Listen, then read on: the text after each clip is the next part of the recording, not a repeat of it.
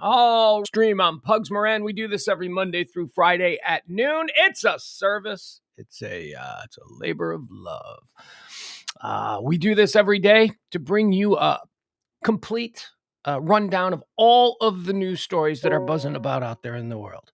Well, there's YouTube telling me that the show is now live. So come on in, have a seat in the chat room, pull up a beanbag chair. Maybe there's room on the couch over there. Hey, move over. Make room. New chat room people. There we go. Now there's plenty of room on the couch for you. Taranda's here. Byron's here. Yeah, a little bit later than usual. Stop it. Stop it with your whole, oh, it's supposed to be high noon. You're not high 07. Stop it. I had to reboot everything. Everything was, the internet was being really sketchy. I was sitting here getting ready to come on at 12:01, which I know still isn't high noon, but I had to reboot everything. I was like, I don't like this stream. This stream does not feel good to me. Let's start over. And so we wiped everything out. And now here we are. All right, what is this show? This show's all about headlines, hot topics, current events, whatever it is that's happening in the world today, I bring it to you. I try to give you a full and complete 30,000-foot view of what this day not only is, but was. That's right, we do the show in 3 different stages. First stage, we talk about the history of the day, all the things that happened on this day in history. Second stage, celebrate some birthdays. Look at these people who were born on this day. They did some good things. Some not, but mostly it's people who made positive contributions to our world. Then we mourn some of the passings. Oh, that's right. Every day of the year, somebody significant has left this plane of existence for whatever's next. And we talk about them as well. Then once we have the history, the births, the deaths, we have like a good accounting of all of the things that have preceded this particular version of February 1st. Then we move on to what is actually in the news today. So if you're ready, let's go for it. Oh, I should also mention we do a second stream every day. I do this one Monday through Friday at noon. This is about current events. This is just a rundown for you.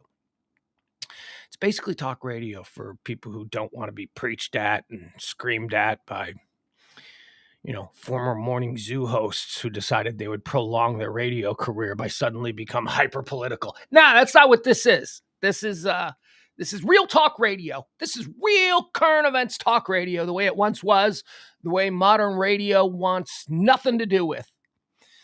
But we're doing it here. So, and by the way, I got to say, hi, Dustin. Dustin, thank you Dustin gave the show a very nice tip. I appreciate that. Thank you so much. It is the first day of the month. This show does run on your tips for this month. So if there's any way, shape, or form that you can drop a little something in the tip jar, that would be fantastic. You can do it via the Cash App that you see there. You can do it via the Venmo. At some point, I'm not sure exactly when, but we'll pull that back again. We'll stop soliciting for funds, and then we'll just run it on its own because there will be another income stream. But at the moment, at the start of this year, the 6 weeks are going to be tough. It was like, it's going to be 6 weeks of nothing. I'm like, okay, my viewers will get us through, and well, you haven't. We didn't make it this month, but some of you very kind. And as I say, if you can't tip the show, that's fine, man. I totally get that. I don't blame you at all. Times are tough, as we will go through in today's trending topics. Share the show if you can. Just share it. Just forward it. That's like the easiest thing to do, and it would really help because we need to grow. We need to. My God, I got a posse here in this show, this noon show of regulars that I will forever be indebted to because you're the founding family of this year's stream. But we need more. We need cousins. We need you guys to get married and bring in kids, and we just need to grow. We are not growing. We are static with loyalty, but we're not showing growth. And a lot of that is on me. Never mind. Yeah, let's just say it's mostly on me, but sharing the show helps. And if you don't want to share, and I can't imagine that you would choose I'd rather just give money than hit share. Why can't you do both? You do both. You get a tote bag. No, you don't get a tote bag. We don't have tote bags. We don't have anything like that. The only thing close to being like a PBS pledge drive is that we're asking you for your pledges. So there you go. As I said, when we leave that up, you can see the Cash App and you can see the Venmo. PayPal is up there, but honestly, PayPal is such a ball buster. Speaking of a ball, you know what? No, I can't do that rant. I was going to do a rant. This is more of a Pugs and Parker rant. Pugs and Parker is the stream we do at 9 o'clock every night, 9 p.m. Central Time. That's more rant-oriented. Last night, we watched the Censored 11 cartoons, or at least we watched 2 of them. Censored 11 cartoons are the Warner Brothers, Bugs Bunny cartoons, the Merry Melodies and Looney Tunes cartoons that were banned from syndication because they had some stereotypes and, I don't know that we didn't find any outright racism, but there was a lot of stereotypes that are uncomfortable for people today. That's the kind of stuff we do there. This is about topics, and this is about bringing you up to speed on today's show. So let's do that. It is high noon for the first day of February. Look at that. We're already in the second month of the year, 2023. Very proud of myself. I actually wrote 23 in the year column here on my little rundown sheet. I've been struggling with that the last few days. I've been still putting 2022. Now it's 2023. February 1st is the 32nd day of the year. There are 333 days remaining until the end of the year. I need a drink. Can I also point something out? Something that I noticed last night when I almost, during the Pugs and Parker show, fell into one. I haven't had any hiccup fits. I don't think I've had any hiccup fits so far this year. Not on the High Noon show. And the hiccup fits, for some reason, if you watch both streams, they only seem to happen during the High Noon show. And I think I know why. I think during the High Noon show, I'm pushing too hard and I'm not, getting into a breath rhythm because it's just me and I'm doing this, I'm blah, blah, blabbing. But during the Pugs and Parker show, it's more conversational. So I'm a little bit more relaxed and a little bit more trying to find a rhythm. But hey, knock wood. No hiccups yet. But last night on Pugs and Parker, I know I just said I typically don't. Last night on Pugs and Parker, I felt for a minute like they were coming, and they didn't come. Speaking of just, oh my God. Oh my. Hey, by the way, never mind. I won't say that. So right outside my window, I live in a guest house, and outside my window, the guest house is a 2-story structure. The garage is underneath, right? So there is a tin roof. Tin roof! Rusted. Tin roof is right outside my bedroom window. It's like an awning. It's like an awning for the driveway. It's like a little tin roof.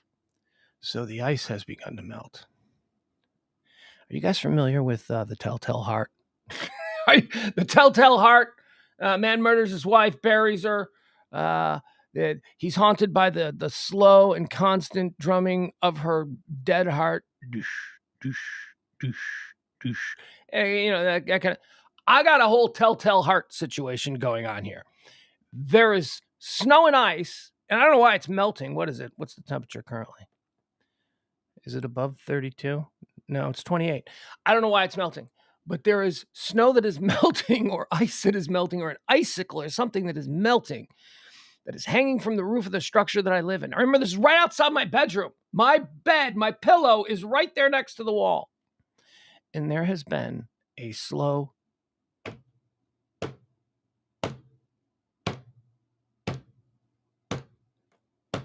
of water dripping on this tin roof since I woke up this morning. I'm going batshit crazy. It is driving me insane. I opened up the window. I put like a towel out there. I reached down. I'm putting a towel, and now so the towel worked for a little bit, but now the towel is completely soaked. So now it's just sort of a thud. Now it's just more of a thud. It's kind of a muffled, but if this continues, there is no way I'm ever going to be able to sleep tonight. It's got to stop. It is the worst. I mean, Oh, God. So anyway, that's how my day's been going. Let's get into what today is. As I said, it's February 1st. On this day, we're going to go through some history. On this day in 1942, the Voice of America, the official external radio and television service of the United States government, begins broadcasting with programs aimed at areas controlled by the Axis powers. Axis powers. Voice of America. I don't know. How do we feel about the Voice of America? I don't know. Isn't that the Voice of America was featured in Good Morning Vietnam? Good Morning Vietnam. Adrian Cronauer was the DJ featured in Good Morning Vietnam. Voice of America Radio. In 1960, on this day, 4 black students staged the first of the Greensboro sit-ins at a lunch counter in Greensboro, North Carolina. This on the first day of Black History Month. 1960. So 4 black students, it's a sit-in. A sit-in was where they would walk into a diner that was whites only. And then they would stay. They would sit down and they go, "Oh, sugar, you need to leave because this ain't a diner that serves no nigresses." You know, they'd say stuff like that. You've seen the movies from the 60s and it's like, oh my God, they talk like that. And they talk like that so sweetly. Like, I'm not a racist. I'm a nice person, but you're an N-word. You know, it's like, whoa, Jesus grapes. That was ballsy. That's pretty ballsy back then. I mean, this is 1960. That was just the law, the accepted law of the land, that black people weren't allowed to go, weren't allowed to sit in this diner. They did it. It was ballsy. Got to give them credit. They forced change through civil disobedience. On this day in 1964, the Beatles have their first #1 hit in the United States with "I Want to Hold Your Hand." I think that coincided with their appearance on the Ed Sullivan Show. So there you go. They were off to the races. The Beatles, look, "I Want to Hold Your Hand" and all that, fantastic pop song. Yeah, fantastic pop song. Hook, verse, chorus, hook. It's just beautiful. Just so simple, so easy, catchy as all hell, right? But was it catchier than any of the, other songs that came after it? I don't know. I don't know that Herman's Hermits didn't have a song that was every bit as catchy as "I Want to Hold." Timing is what it was about. The Beatles had timing, and they were like the first group of its kind from Europe, from England. And so we embraced them. And luckily for the music industry, that it just so happened that the Beatles, with this really simple song, they had more in the tank. They had way more in the tank. So it wasn't just that. And as far as musical growth goes, when you consider that the Beatles were essentially only a band for like 7 years, they really were. I mean, at least as far as being on the public radar. I mean, I know they were the Quarrymen. They struggled in Germany, all that stuff. But as far as being a band in the public arena, they were really only around they only did two concert tours in tour. They did big stadiums on their first tour, and then that became unmanageable. So they were like, yeah, we can't do this anymore. 7 years. If you look at any other band that you think is like the greatest band of all time, and then look at that band's output through the lens of musical growth. You go from "I Want to Hold Your Hand" to, I don't know. I mean, what? You pick it. Pick anything off Abbey Road, which is technically their last album, although it was the second to last released.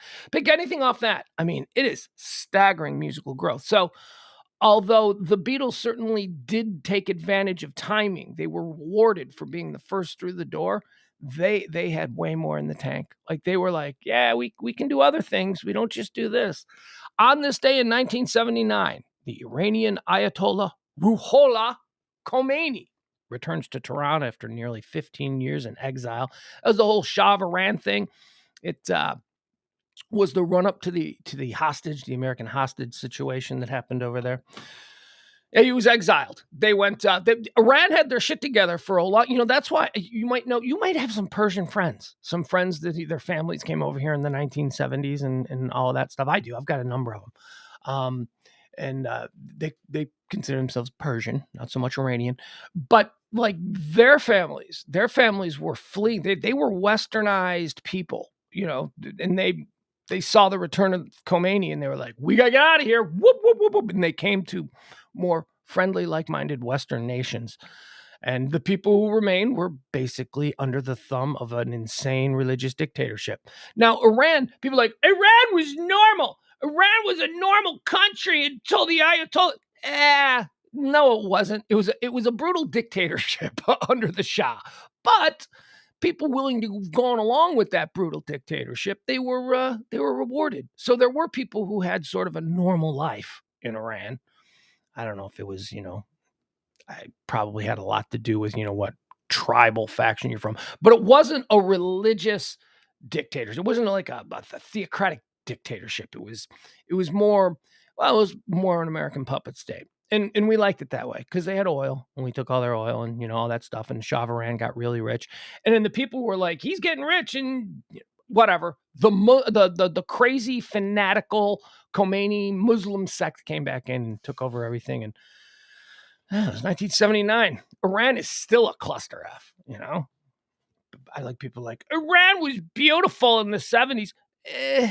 It was Western in the 70s, but they were still cutting people's hands off in the town square for stealing bread. I mean, there was some weird ass Iranian shit going on over there, but it was really, I guess women could drive and get educations and stuff before 1979. And then they threw the brakes on that.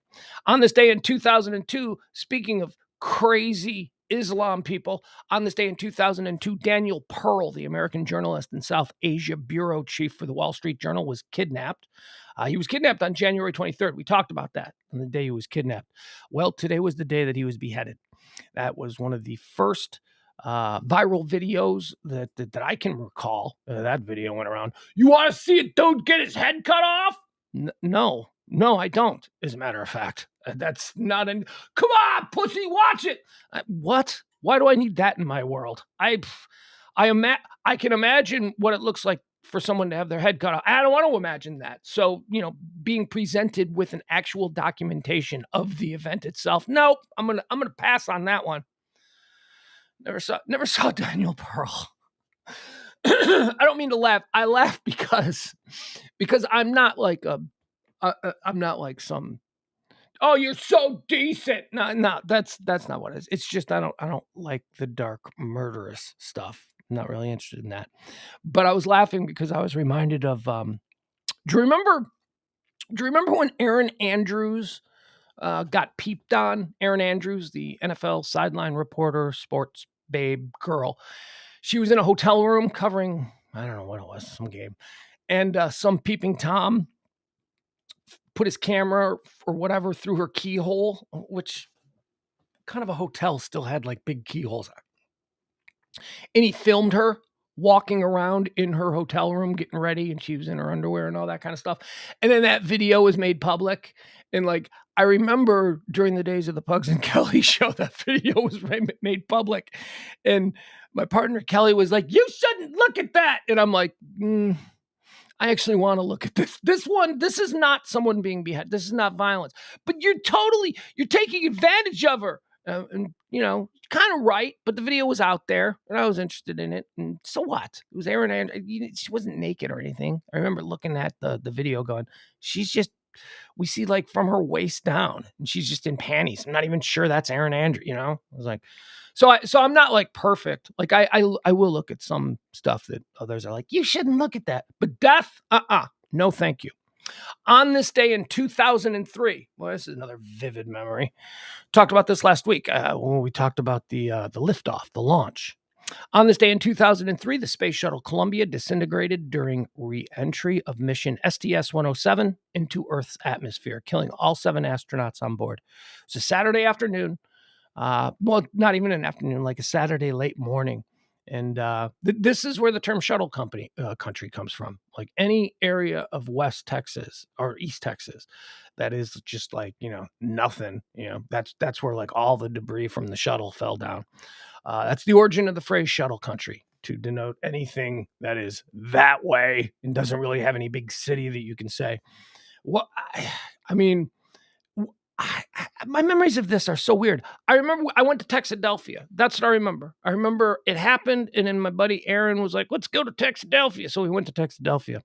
That's not how Aaron talks, but in my head, that's how he talks. And we went to Texadelphia, and it was on the TV there, and I'm like, I want to go home. I want to go home, and I want to watch this new. This seems pretty. What? We were going to go do something. I'm like, yeah, nah. This seems like this is a big news story. Oh, man. Oh, well. See, we still don't even have space travel down. We're still, we have been ruined. We have been ruined by sci-fi, where we just think like, well, we should just go to another planet and land. Bitch, we can't even get up and get down with 100%. In our own atmosphere, we can't even handle that 100% of the time. Let's slow your roll. Space, we're a couple hundred years away from space being anything even remotely resembling things that we see depicted on TV. Space is still tricky business. It was on this day, 2003. Space Shuttle Columbia disintegrated. Let's do some birthdays. Celebrate some people who were born unto the world on this day in 1894. John Ford. Ladies and gentlemen, John Ford. One of the first great directors. I couldn't name a John Ford film. I couldn't. Did he make a lot of John Wayne movies? If he did, then I think he's overrated. What did John Ford make? Did John Ford make something that I don't think John Ford ever made a movie I saw. I know he's great. I know he's exalted as one of the all-time greats, but I wasn't a big John Wayne fan. I wasn't a big, personally, I think John Wayne's the most overrated celebrity in American history. Actually, that's not true. Right behind Bob Hope. Bob Hope is the most overrated celebrity in American history. But at least Bob Hope made those road movies. I saw a number of those. John Wayne, he's the same character in everything. He's the greatest actor of all time. You don't even know what actors are. You're saying this, it's 1968. You're saying he's the greatest actor of all time. You've never even seen Al Pacino yet. You haven't even seen Robert De Niro. What are you talking about? He's the great. Daniel Day-Lewis hasn't even been born yet, and you're making these statements. Anyway, John Ford, he's great. People like him. I don't know. Born on this day in 1901, another big movie star, big handsome man, like one of the early handsome man movie stars. If People magazine were around in this time, he'd have certainly been sexiest man alive. Clark Gable, born on this day in 1901. Clark Gable. He probably made some John Ford movies. Probably. I don't know. Clark Gable. Clark Gable, I got in that era, there was there was Clark Gable and Humphrey Bogart. They were like big movie stars. Clark Gable, I got. I'm like, okay, I get his magnetism. I could see why women are. Humphrey Bogart looked like a bulldog. Humphrey Bogart looked like a anorexic Ernest Borgnine. He just wasn't a handsome man. Anyway, Clark Gable, happy birthday to you. He's dead, by the way. Died in 1960. Born on this day in 1902, Langston Hughes. Here we are on day one of Black History Month. Langston Hughes, American poet, social activist, novelist, playwright. Langston Hughes. He died in 1967. Got no hot takes on Langston Hughes. Other than, oh, God. Oh, my God, you guys. So if you're watching Pugs and Parker, the 9 o'clock stream, at the end of the stream last night, I said, I'm going to go watch You People on Netflix. That's You People. It's the number one movie on Netflix. They keep telling me that every time I open up my Netflix. This is the night you got to watch this. You People has an amazing cast. You got your Eddie Murphy, you got your Jonah Hill, you got your Julia Louis-Dreyfus, you got your David Duchovny. And then there's like an opening scene where they're at a I don't know, it's like some, what do they call it? Temple. It's some Jewish religious celebration at temple. And the opening scene is they're mixing with other people that are there. And everybody they mix with is like an iconic actor from like the 1960s or 70s. And they're just all really old now. like Richard Benjamin. Like, I didn't even know Richard Benjamin was Elliot Gould. I didn't know Elliot Gould was who else was there? There was another guy. Anyway, it was interesting. Langston Hughes, who was born on this day in 1902, is name-checked a number of times in You People. All right, so I watched You People last night. I don't know if I should save my review for Pugs and Parker or talk about it here. Let me take a sip. You know what? We'll save it for Pugs and Parker. I'll give my review. I got some hot takes. I got some hot takes on. All right, here's what I'll do. You can hear my review tonight of You People, the number one movie on Netflix. You can hear my review tonight on Pugs and Parker. You'll hear my rant. I will give you my review of You People on Netflix right now. I'll tell you. I'll give you a one-word review, but I'll go into more of why I feel this way tonight at 9:00. You People on Netflix sucks. Oh my God, was that the most irritating film? You said you were going to only do one word. I know. I got a rant. I got a You People rant on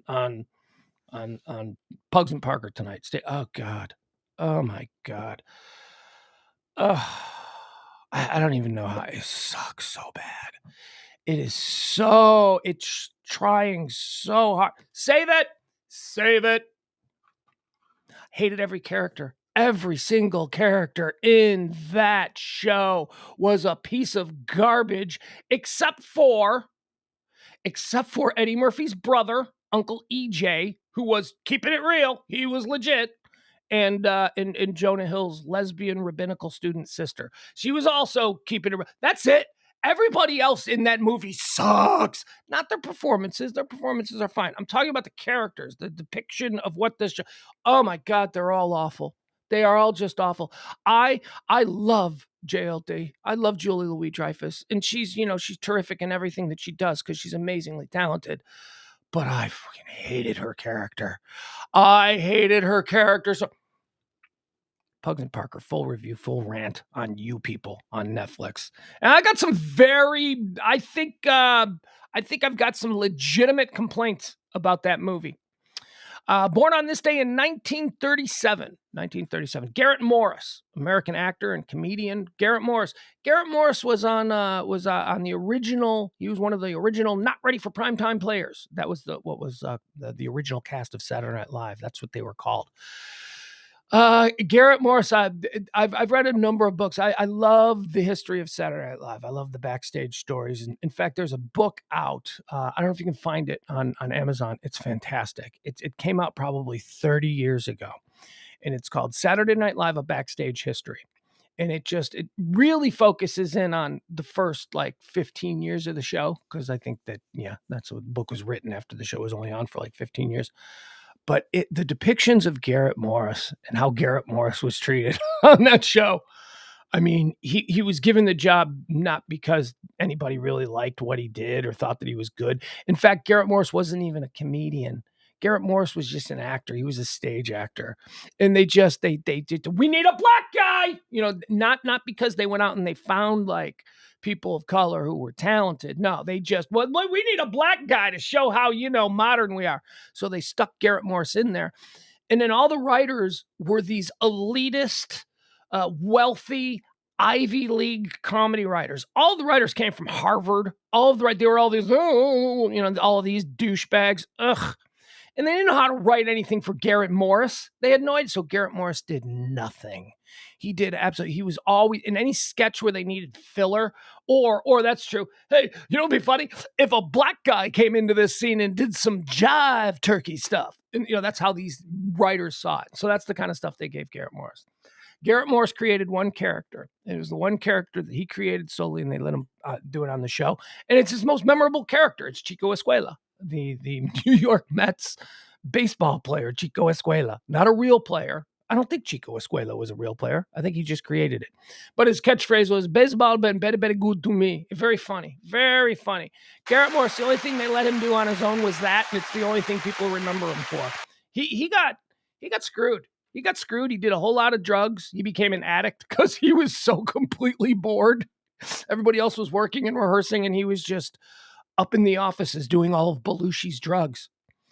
Born on this day in 1942, another true genius of comedy, one of the greats. Talk about Garrett Morris being an original member of the Not Ready for Primetime Players. What were they? Well, they were the natural extension of Monty Python. It is Terry Jones's birthday today.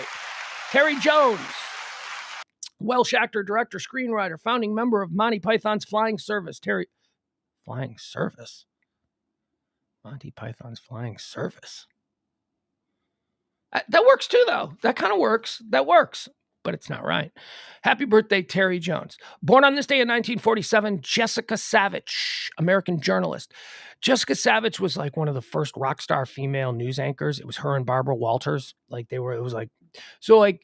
ABC had Barbara Walters, so NBC ran out and got Jessica Savage. And she was kind of just like Barbara Walters, although a legit journalist in her own right, but a complete train wreck of a lady. Just a total train wreck. All kinds of addiction issues, all kinds of partying and, anyway, whatever. She died. She died tragically, Jessica Savage. There's a famous Jessica Savage. She used to do news breaks. I don't know if you remember what news breaks were. I don't think they do them anymore. But network primetime television between bottoms of the hour, like 7:30 between the 7 o'clock TV show and the 8 o'clock or the 7:30 TV show. In the commercial break, there would be and now from NBC News, a news break. I'm Jessica Savage. Today, President Reagan said, it was like that kind of thing. It was like, and it was just a quick little 1 minute. And they used to put it in there, because they were doing a service to the people. And, that's the trade-off. The news networks are allowed to operate free with the public airwaves, our airwaves. They're allowed to operate and send their stuff and make money off the stuff they send, so long as they provide a certain degree of public service. And that's what news and information was originally designed for. It was designed to meet that criteria that was set by the FCC. So the news breaks. So they would break bottom of the hour. They take a minute out of that commercial break and they would just, I'm Jessica Savage. And then they went, do we really have to do this? Because we could sell another Coca-Cola commercial in there and make even more money. And they said, let's pull all that stuff back. Nobody will notice. And nobody did. Nobody did. Everybody was like, fine, whatever, capitalism, make more money. Don't inform the people. We want them stupid and drunk anyway. Jessica Savage, during one of her news breaks, she was doing a story about a boy that had fallen off of a boat in the ocean. And he was in shark-infested waters. And the boy was rescued by dolphins. Or not rescued, but is it a school of dolphins? I think it's a pod of dolphins. A pod of dolphins kind of rescued the boy by circling the boy as he treaded water in the open ocean. And the dolphins fought off the sharks and saved the boy. And oh, what a wonderful story. I don't know if it's true. It's, it sounds like a story that was maybe changed a little bit, but whatever. So Jessica Savage does this story. And I guess throughout the course of the news break, there had been some issues. She was drunk. She was drunk on the air for this news break. And as it turned out, she was drunk all the time. So every time you saw her on the air, I'm Jessica Savage and here's the news. So at the end of the story, she said, I'm Jessica Savage in Washington. Now back to programming. And they didn't cut her mic. And she immediately went, I could use some fucking dolphins around here. She got in trouble.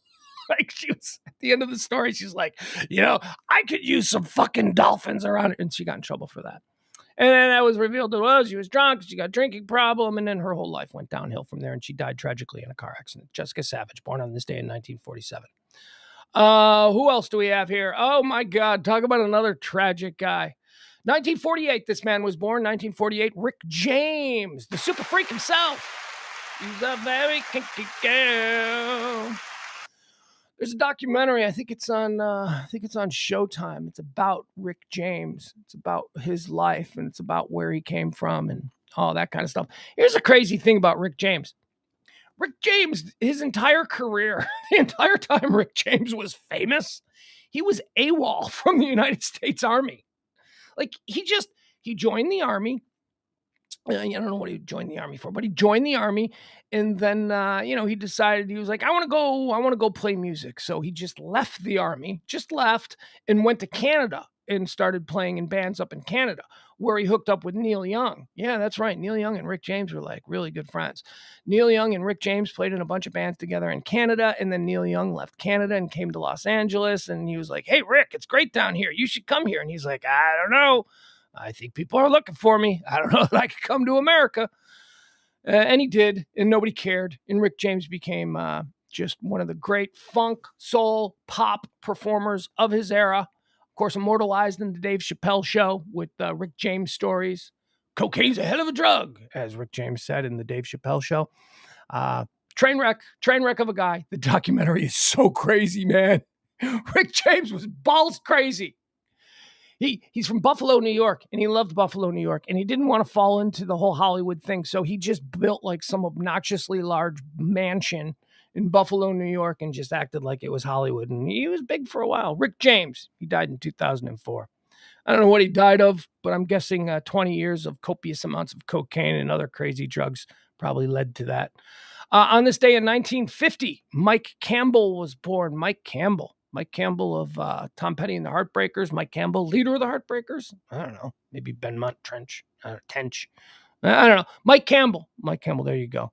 Mike Campbell's still alive, too. I thought for some reason Mike Campbell was dead. Turns out Mike Campbell of the Heartbreakers is still alive. Mike Campbell is also a fantastic producer. We shouldn't cut him short. He's been responsible for a number of massive albums that he's produced for other people. Mike Campbell, born on this day in 1950.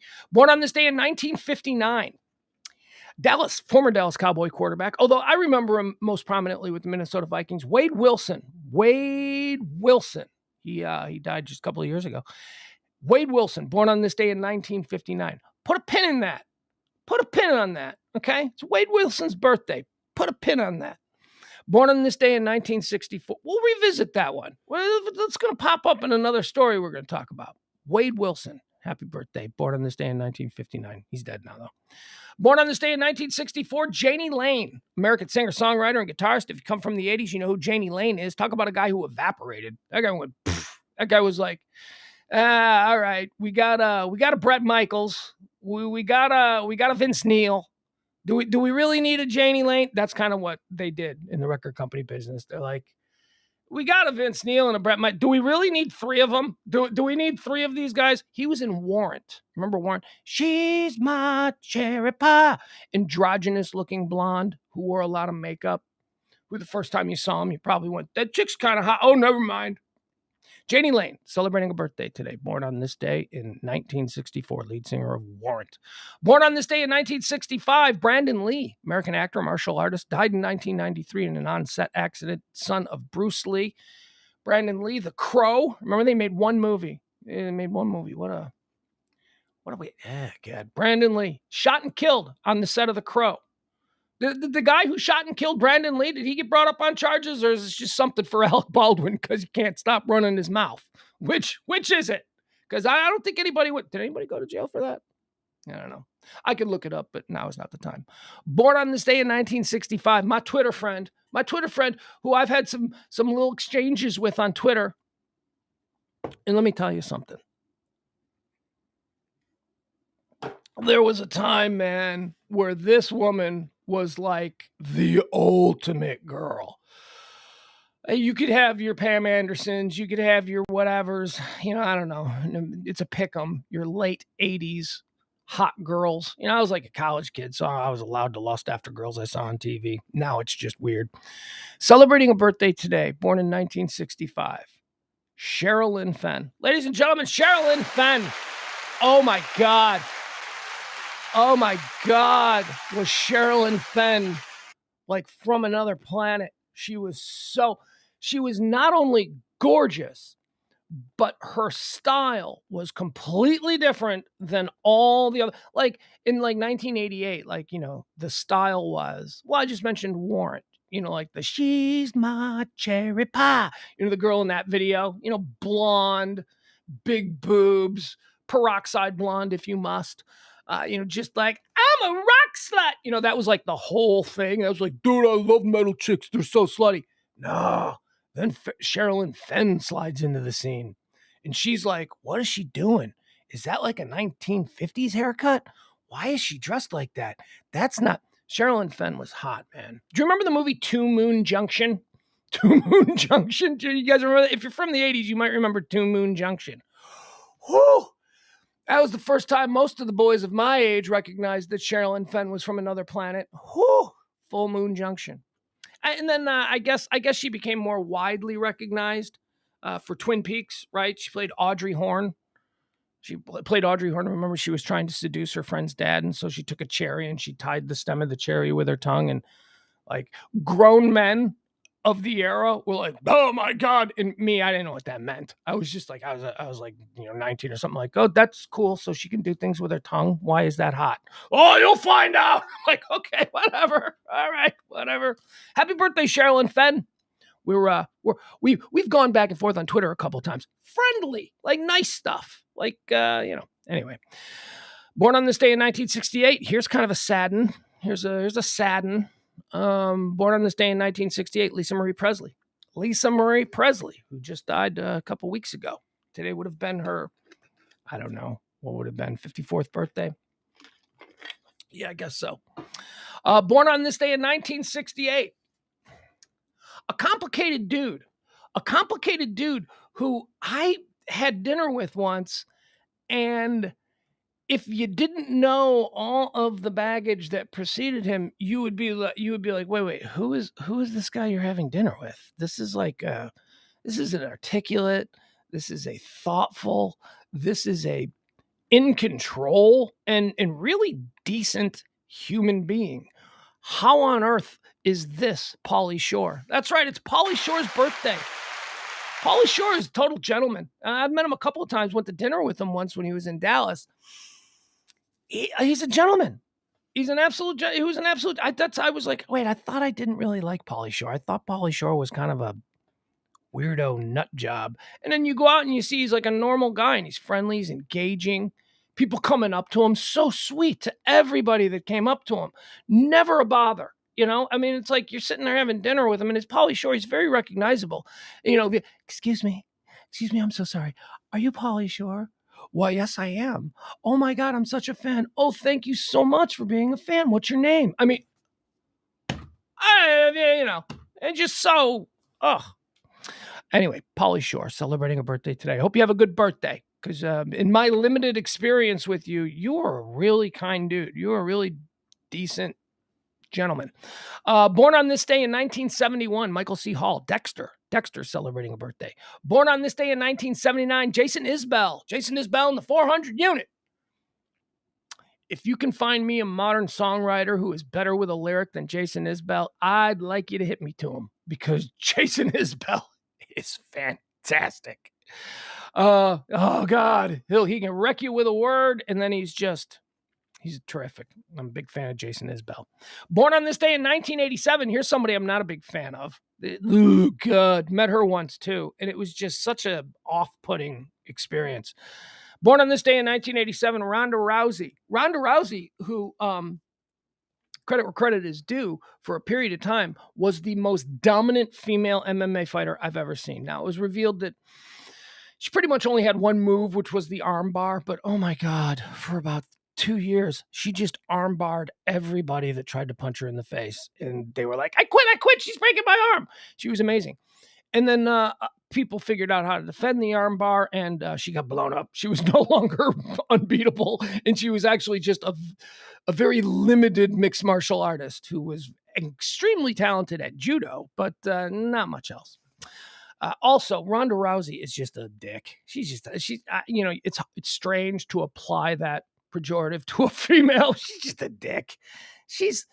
She carries herself out so that Ronda Rousey thing when she would walk into the ring, and now she's wrestling, and good for her. I hope everybody deserves a career, and she did have fame to build on. So there you go. So I begrudge her nothing, but she had this thing where she would walk to the ring and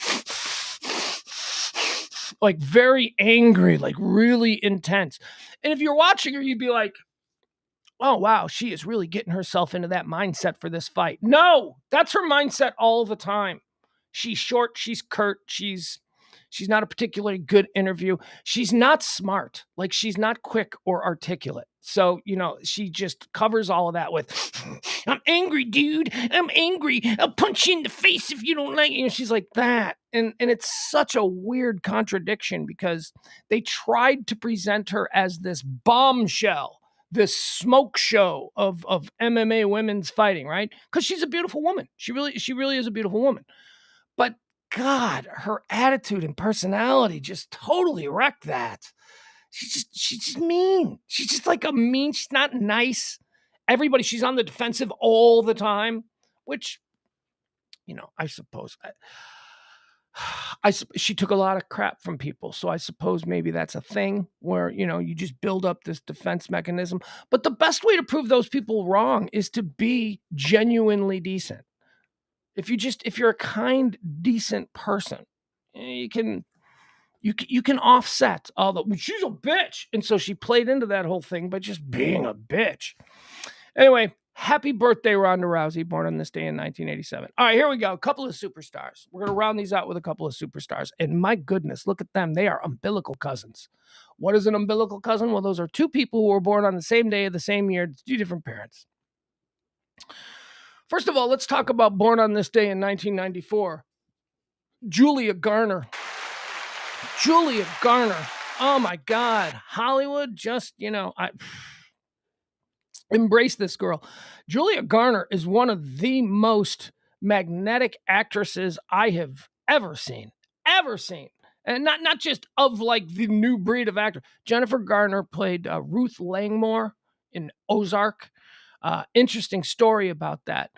When Jennifer Garner was cast as Ruth Langmore in Ozark, she was originally supposed to be killed off at the end of season 1. It wasn't a major role. It was just something that was, she represented the first introduction to the local yokels. When the Bird family moved from the big city to Ozark to wash their ill-gotten funds, they were laundering money. They moved to Ozark. Ruth was supposed to represent the town. She was not supposed to be like a major character. And by the end of the first season, the producers were like, holy shit, we can't take our eyes off of her when she's on screen. And Ruth Langmore, by the end of the series, became probably the third lead, right? I mean, you would say certainly Jason Bateman as Marty Bird. And then you had Laura Linney as his wife. And then the third lead of Ozark was Jennifer Garner, or Julia Garner, I'm sorry. Julia Garner then went on to do that Netflix show where she played Inventing Anna. She played Anna Della, what I don't even know what her name is. Oh my God, she is so good. She was supposed to play Madonna. She won the role of Madonna. And then the movie studio was like, all right, we're not going to make this movie because Madonna insists that she wants to direct and she's crazy. We can't let Madonna direct. So that movie went away. But Julia Garner, man, watch her. You could buy stock. If you could buy stock in celebrities, and you used to be able to. There used to be an online game called the Hollywood Stock Exchange, and I loved it. I don't even know if it's still a thing, but it was so much fun. It was almost like fantasy football, but for celebrities. And you got points for when they were announced as leads in new movies, and when their shows got canceled, your stock went down. And it was really cool. Hollywood Stock Exchange. If you could buy stock in any actor right now, I would say buy Julia Garner stock. Born on this day in 1994. How about her umbilical cousin, biggest star in the world right now? Her umbilical cousin is the biggest star in the world right now. Harry Styles. Ladies and gentlemen, Harry Styles is celebrating a birthday today. Umbilical cousin with the great Julia Garner. I got no hot take. I learned my lesson on Justin Timberlake, right? So when Justin Timberlake first went solo, right, and he first started cranking out hits, I'm like, stupid boy bander. This music gay, or whatever the term was that was all right to use back then. This music sucks. This guy sucks. Jason, I hate Justin Timberlake. And then he cranks out a couple of albums, and suddenly I'm like a 35-year-old in a club going, Justin Timberlake's pretty good. So Justin, fool me once. I broke bad on Justin Timberlake early, and he proved me wrong. He's an amazingly talented guy. So I reserve judgment on Harry Styles. Harry Styles came out of like one of those English boy bands, and now suddenly he's like the biggest star in the One Direction. I think that's where he came from. And now he's like super famous, and man, kids know.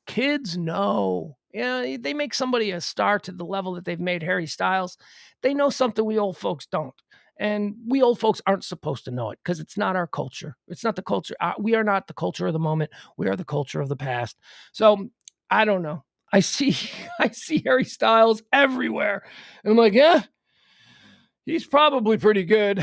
I don't know that I'm going to be into it, but he's probably pretty good.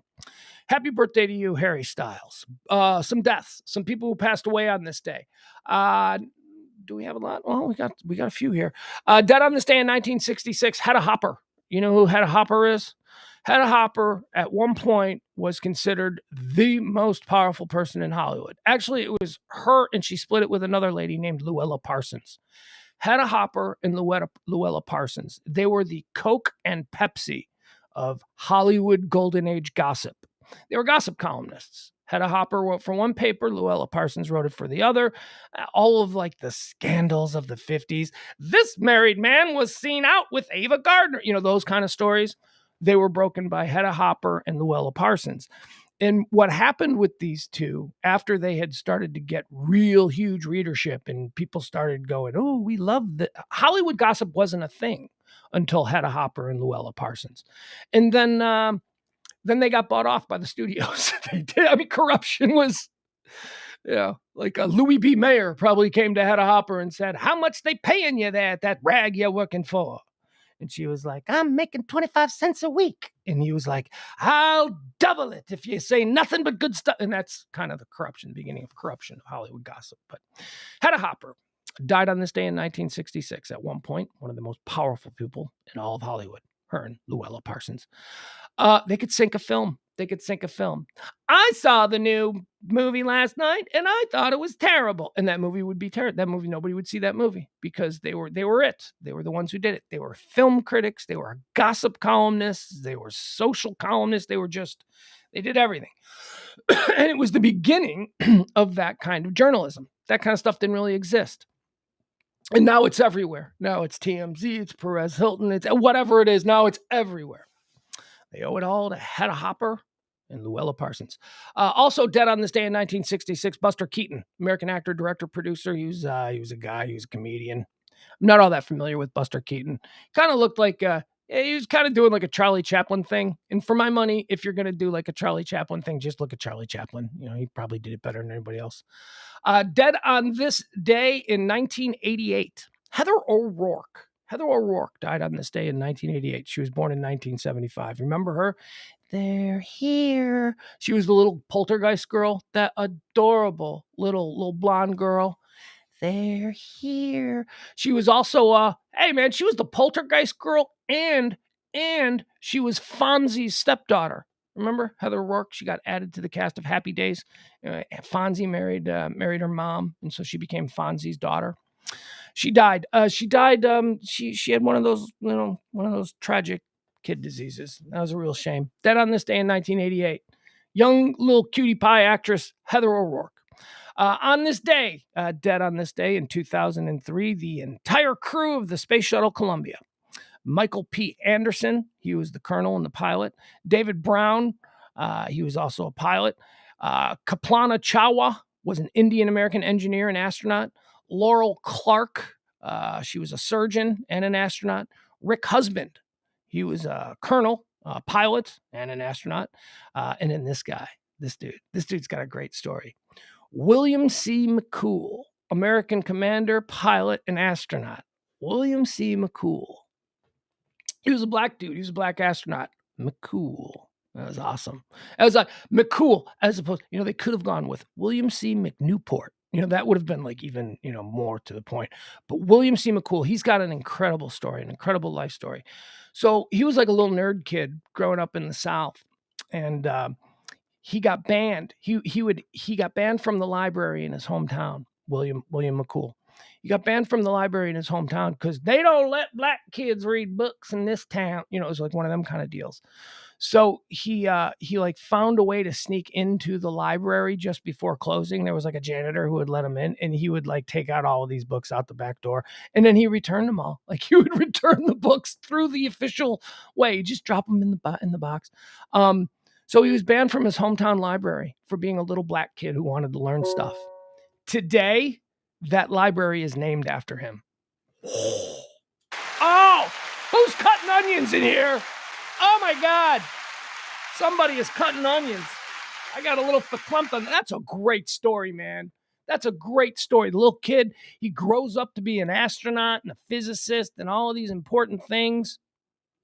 Now that library that once when he was a little kid would not allow him in there and he had to sneak in through the back door through the generosity of a janitor. That library in his hometown is now named for him. That's pretty cool. Also, Ilyan Ramon. Ilyan Ramon was an Israeli astronaut who was on the Space Shuttle Columbia crew. Dead on this day in 2012. This is another tragic one. Dead on this day in 2012. Don Cornelius. It's the Soul Train. Don Cornelius, Chicago cop who decided that he didn't want to be a cop anymore. So he's like, baby, I'm quitting the police force. You're quitting the police force? Why would you quit? Why would you give up your pension? Why would you give all that? I'm going to start a dance party and we're going to put it on TV. He's the creator of Soul Train. He went from being a cop to creating Soul Train. And unfortunately, later in his life, Don Cornelius had a number of problems. He was dying. I believe he had some form of cancer. He also suffered from depression, and he ended up killing himself. And he wrote a letter to his son explaining why he did it. And oh my God, the letter is just gut wrenching. It's just all about, look, I'm an old man. Here's what I've done with my life. Nothing good is on the horizon. I'm in constant pain. So this is why I did it. Don Cornelius, dead on this day in 2012. Dead on this day in 2019. Okay, now I asked you to put a pin in this one earlier. Wade Wilson, former Dallas Cowboy quarterback, died on this day. Happy birthday, Wade. You're dead. He died on his birthday. That is, Wade Wilson, American football player and coach. All right, there you have it. That's pretty. Do we feel good? Do we feel good about all that we've learned here? Do we feel like we've got a good, solid footing on what this day has represented in the past? I feel like we do. So let's move on to what this day is right now. These are all the stories that are trending, the headlines, the current events, the hot topics, all of that stuff as they are unfolding in real time right now. First needs to be addressed. This is trending nationally, but it certainly is important for us here. Texas weather. Texas. Everything's bigger in Texas. Texas. This is nothing. This guys. I mean, well, why don't you try and view the world through your own myopic lens more? Yeah, no, I know. For me, I haven't been inconvenienced, so this is nothing. Apparently, some people have. 300,000 people are without power in Texas. There are 2,200 flights canceled, and at least 6 are dead as a winter storm sweeps through the U.S., walloping Texas. Austin, Texas. Almost 300,000 homes and businesses across the state were without power Wednesday, and more than 2,200 flights were canceled. This amid an unrelenting blast of treacherous, icy conditions and brutal cold that has left at least 6 people dead. The winter weather system, now in its third day, has swept from Minnesota deep into the heart of Texas. Wrecks on slippery roads have been reported in Texas, Arkansas, and other states across the region. We really cannot emphasize this enough. Do not be on the roads, the National Weather Service office in Fort Worth tweeted. They are going to virtually be impassable through today and tonight. So, I don't know. Apparently, is it supposed to keep going? I know the winter storm warning ended at 6 a.m. this morning, but also at 6 a.m. this morning, there was a new one issued that was not a winter storm warning, but I think it sounds worse. It's like a winter weather, I don't know, whatever. Anyway, we're still under some, you know what? It's as easy to figure out. What are we under? I just clicked my phone. We are okay. So instead of it being a winter weather advisory, which it has been for the last 2 days, we are now in a ice storm warning. Okay. So an ice storm is coming. And this is issued from 6 a.m. this morning until 9 a.m. tomorrow. Avoid the subject of it as the instructions. This has been issued by the Dallas-Fort Worth, Texas National Weather Service. North and Central Texas is the affected area. Ice storm warning remains in effect until 9 a.m. Central Standard Time Thursday. Areas of freezing rain will continue through tonight with ice accumulations up to 1/2 to 1 inch. North Texas, North and Central Texas. Power outages and tree damage will be possible due to increasing ice accumulation. Travel could be nearly impassable. Roads can be impassable. Dangerous travel conditions will continue into Thursday morning. Travel is strongly discouraged. If you must travel, keep an extra flashlight, food, and water in your vehicle in case of an emergency. And a blanket. Keep a blanket. Keep a warm down blanket. Something, don't you ever drive around with your dog in the car? Isn't there a blanket back there somewhere? Get a blanket. The latest road conditions for Texas can be found at Drive Texas. All right, so it's bad for Texas, right? It's bad, and it'll only be a couple of days, and by midday Thursday, it'll probably be in the 70s. So, all the ice will melt, and then it'll just be water everywhere. It'll be flooding and puddles and all that kind of stuff, I'm sure, because that's the other problem we have around these parts is flooding. We always get the flooding. Here's what I don't like. Why has everything got to be political? Why is it? So there's a lot of people, 300,000 people are without power in Texas right now. Most of them centered around the Austin area. People are like, see, thanks, Governor Abbott. Thanks. Thought you were supposed to fix the power grid. Thought this is that. That whole thing, the whole power grid thing, because this is such a disingenuous argument. That the reason that 300,000 people don't have power right now in Texas is not because of the failings of our outdated and, in my opinion, corrupt power grid management system. That's not the reason. You can't pin this on Abbott. That's not the reason. The reason 300,000 people are without power in the state of Texas is because of the power lines. It's because the actual ice formed on the power lines, weighing them down, and they're snapping. That is a wholly different issue than power grid management. That is not the same thing. Yet, people don't care. It's Abbott's fault. No, this is not. Look, hey, if it was, I'd say, but this is not it. This is not the same cause of the inconvenience. This isn't the same thing as 2 years ago when the power grid failed completely and everybody lost power and it was just a complete mess and a bunch of people died. Not the same thing. So there you have it. Anyway, 300,000 people without power. They could be out for 12 to 24 hours. Power outages could last 12 to 24 hours in the state capital as ice brings down power lines and tree limbs. Austin Energy has warned. The city's community-owned electric utility said its crews were facing icy roads and frozen equipment, making it difficult to provide restoration. Parts of Texas were colder than Alaska. Oh, shut up. That's only because Alaska is unseasonably warm right now. You could say that, right? Parts of Texas were colder than Alaska. AccuWeather reported a real feel temperature of 28 degrees in Dallas on Wednesday morning. That was 3 degrees warmer than in Anchorage, Alaska. Oh, so it's not even colder than Alaska. It's like almost colder than Alaska. Look, if it's 25 degrees in Alaska, those people up in Alaska are like, oh, it's nice.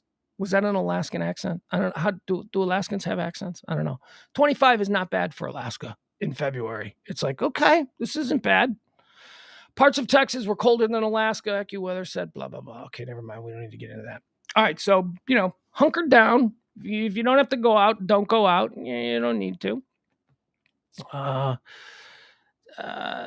Texas Rangers honestly, Frank, don't bring the political commentary into the chat room. Ain't nobody want to hear it. This is not the place for it. I love you. You're my friend of a very long time, but stop with political commentary, okay?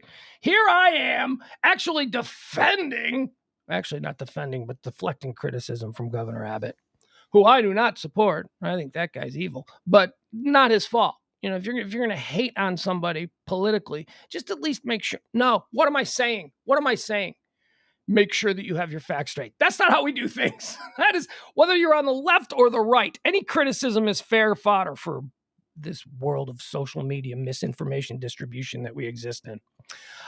Here's one. Here's a good one. Here's Frank. Here, Frank, you and I. Here's a little sorbet so that we can move away from the political discussion. The monkeys were found. That's right. They found the monkeys. The Dallas Zoo, that cluster F of an organization who can't seem to keep their animals. And so a couple of monkeys got stolen from the Dallas Zoo on Friday of last week, and 2 tamarin monkeys. They're out there. And I was worried. because in the case of the leopard that escaped a couple of weeks ago, apparently the leopard just got out and was just like kind of walking around, got through a hole in the fence. Somebody had cut a hole in the fence, and the leopard was found like on the property of the zoo, like hiding in a trash bin behind the concession stand. I don't know, wherever it was, but they found the leopard there on the premises at the zoo. And I was worried for these monkeys. I'm like, if that's the case, if these monkeys just escaped through like another hole, and it's now like 25 degrees, those monkeys are going to be frozen monkeys. There's going to be like frozen monkeys up in trees because the monkeys are subtropical, right? They're not supposed to be in ice storms. So they found the monkeys. Yesterday, mid-afternoon, the Dallas Police Department issued a picture of a dude. The Dallas Police Department said, hey, if anybody knows this dude, we think he's got the monkeys. Okay, they didn't say it like that, but that was basically, they put the picture out. Hey, we're looking for this dude in connection with the missing monkeys. And it was just he looked like some teenage kid, like some kid who probably lives in that area. And he was like, man, I want a monkey. And he just stole a couple of them. I don't know how it could be that easy to steal monkeys, but whatever. They found the monkeys. The monkeys were found in a home in, where was it? Is it Lancaster? Is that where it was found? Where were they found? Tamarin monkeys taken from Dallas Zoo, found in closet of an abandoned home. 2 emperor tamarin monkeys, who authorities believe were taken from the Dallas Zoo, were found Tuesday inside a closet at an abandoned home.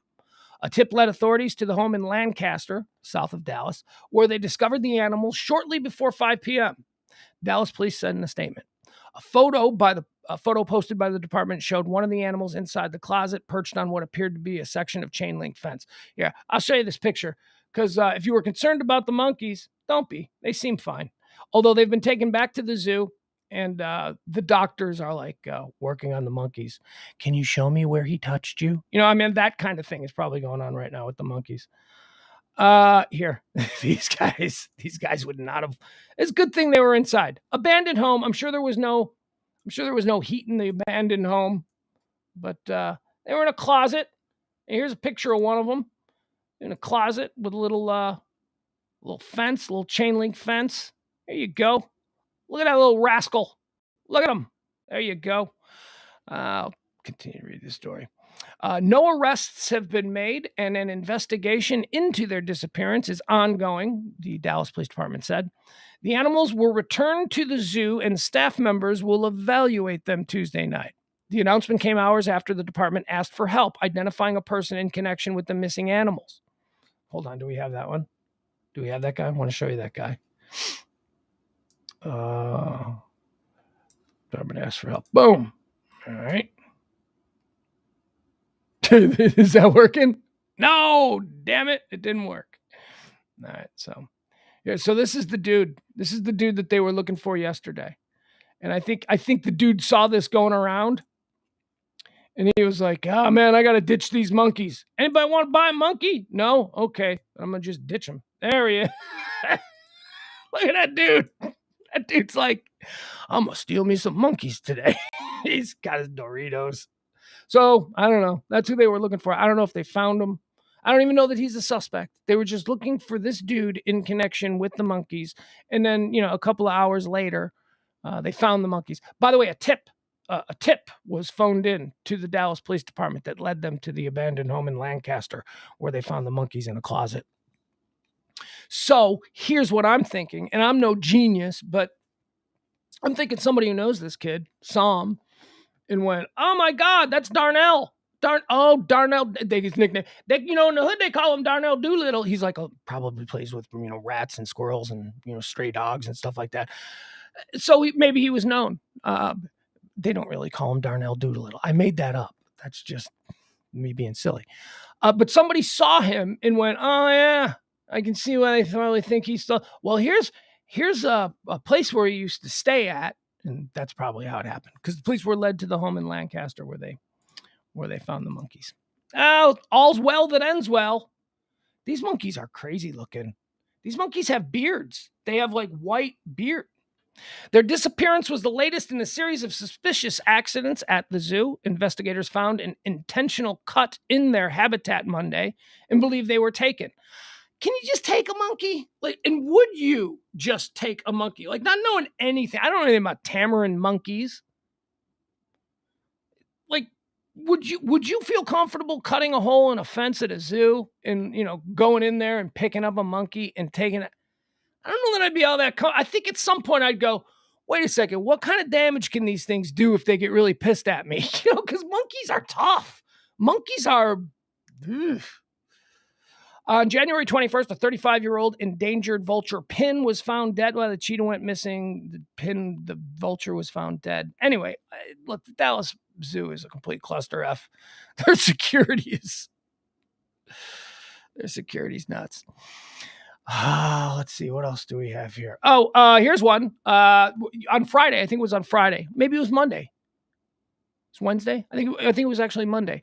So I told you the story about the dating app torturer guy who Oregon police were looking for. Oregon police had a bolo and all points bulletin. They were looking for this guy who was meeting women on dating apps and then basically kidnapping them, torturing them, and leaving them half dead. And then he leaves, and then he meets another girl on a dating app. And the police were chasing him around based on his dating app movements. And they were looking for him, and apparently they pinned him down. They caught him. He was in a house, and he killed himself. He ended up killing himself during a standoff with police up there in Oregon. So promiscuous ladies out there, feel free to go back to your dating apps and having your anonymous hookups with complete strangers, because I'm sure that's fine now. Tom Brady is trending. Tom Brady. Look, I don't really give a crap about Tom Brady. GOAT! The GOAT is trending. Okay. Begrudgingly fine. He's the GOAT. But let me tell you something, Tom Brady. Patrick Mahomes is coming for you, dude. Patrick Mahomes is coming for you, brother. He is coming for you. He is he's about to work on his second Super Bowl. So I don't know. That GOAT developing. Tom Brady might be GOAT for only about 10 years. And then suddenly people will be like, Patrick Mahomes is a GOAT. I don't know. We'll see. Tom Brady retires from the NFL. Everything to know about his iconic career. No, we don't need to go through this. We don't need to know all about it. We know what Tom Brady did. Interesting though. Tom Brady goes out kind of a loser. Tom Brady went out not in a great Tom Brady way. I mean, he got embarrassed. Dallas Cowboys, right? Was it the Cowboys who sent him down? Wasn't that his last game? Yeah, it was. It was the opening round of the playoffs. Here's his announcement. Tom Brady is now going to go to Fox News or whatever. Yeah. Let's see this. Fox News. Tom Brady's going to go to Fox Sports, I guess.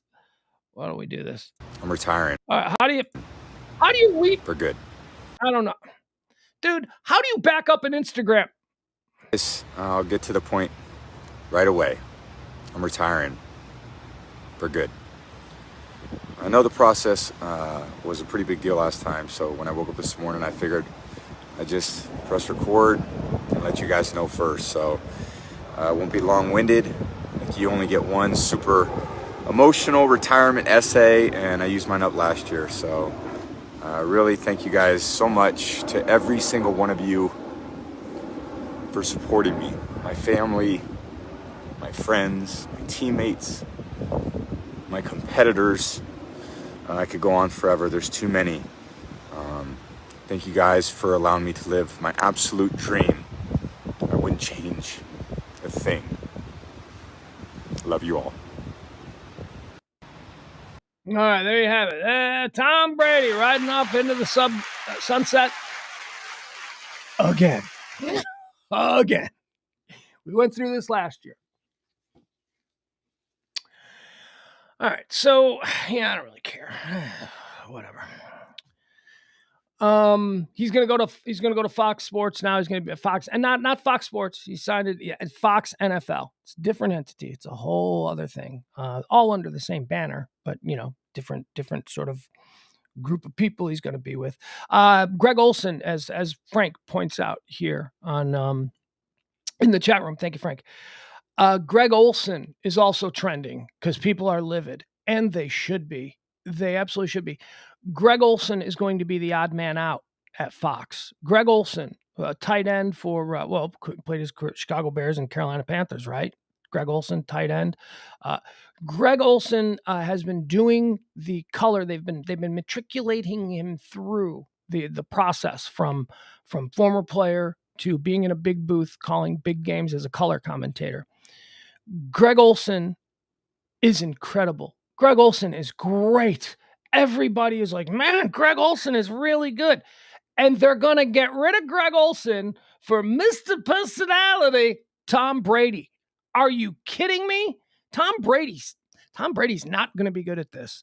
Everything that I know about Tom Brady in his career, he's not going to be good at this. He's not particularly charming. He's not, maybe post-career Tom Brady will be. But based on absolutely everything that I've seen from his interviews, he's a drip. He's a bore. He's so protective, and he's so, again, I guess we can allow for, a different version of Tom Brady to all of a sudden appear now that he's not playing. But man, I really feel for Greg Olson. Greg Olson will get picked up by somebody else. He'll end up over at NBC or something because people are going nuts about this. They're like, Greg Olson is going to lose his job so that they can give Tom the Drip Brady his play. Greg Olson's very good. Greg Olson's funny. Greg Olson has insight. Greg Olson has, experience as a player. He's articulate. He's smart.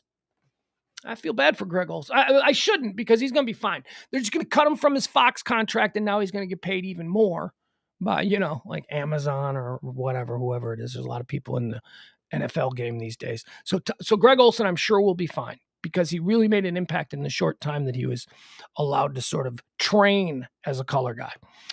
What else do we have here? Okay, corporate inflation. This is an interesting thing that was trending today on Google.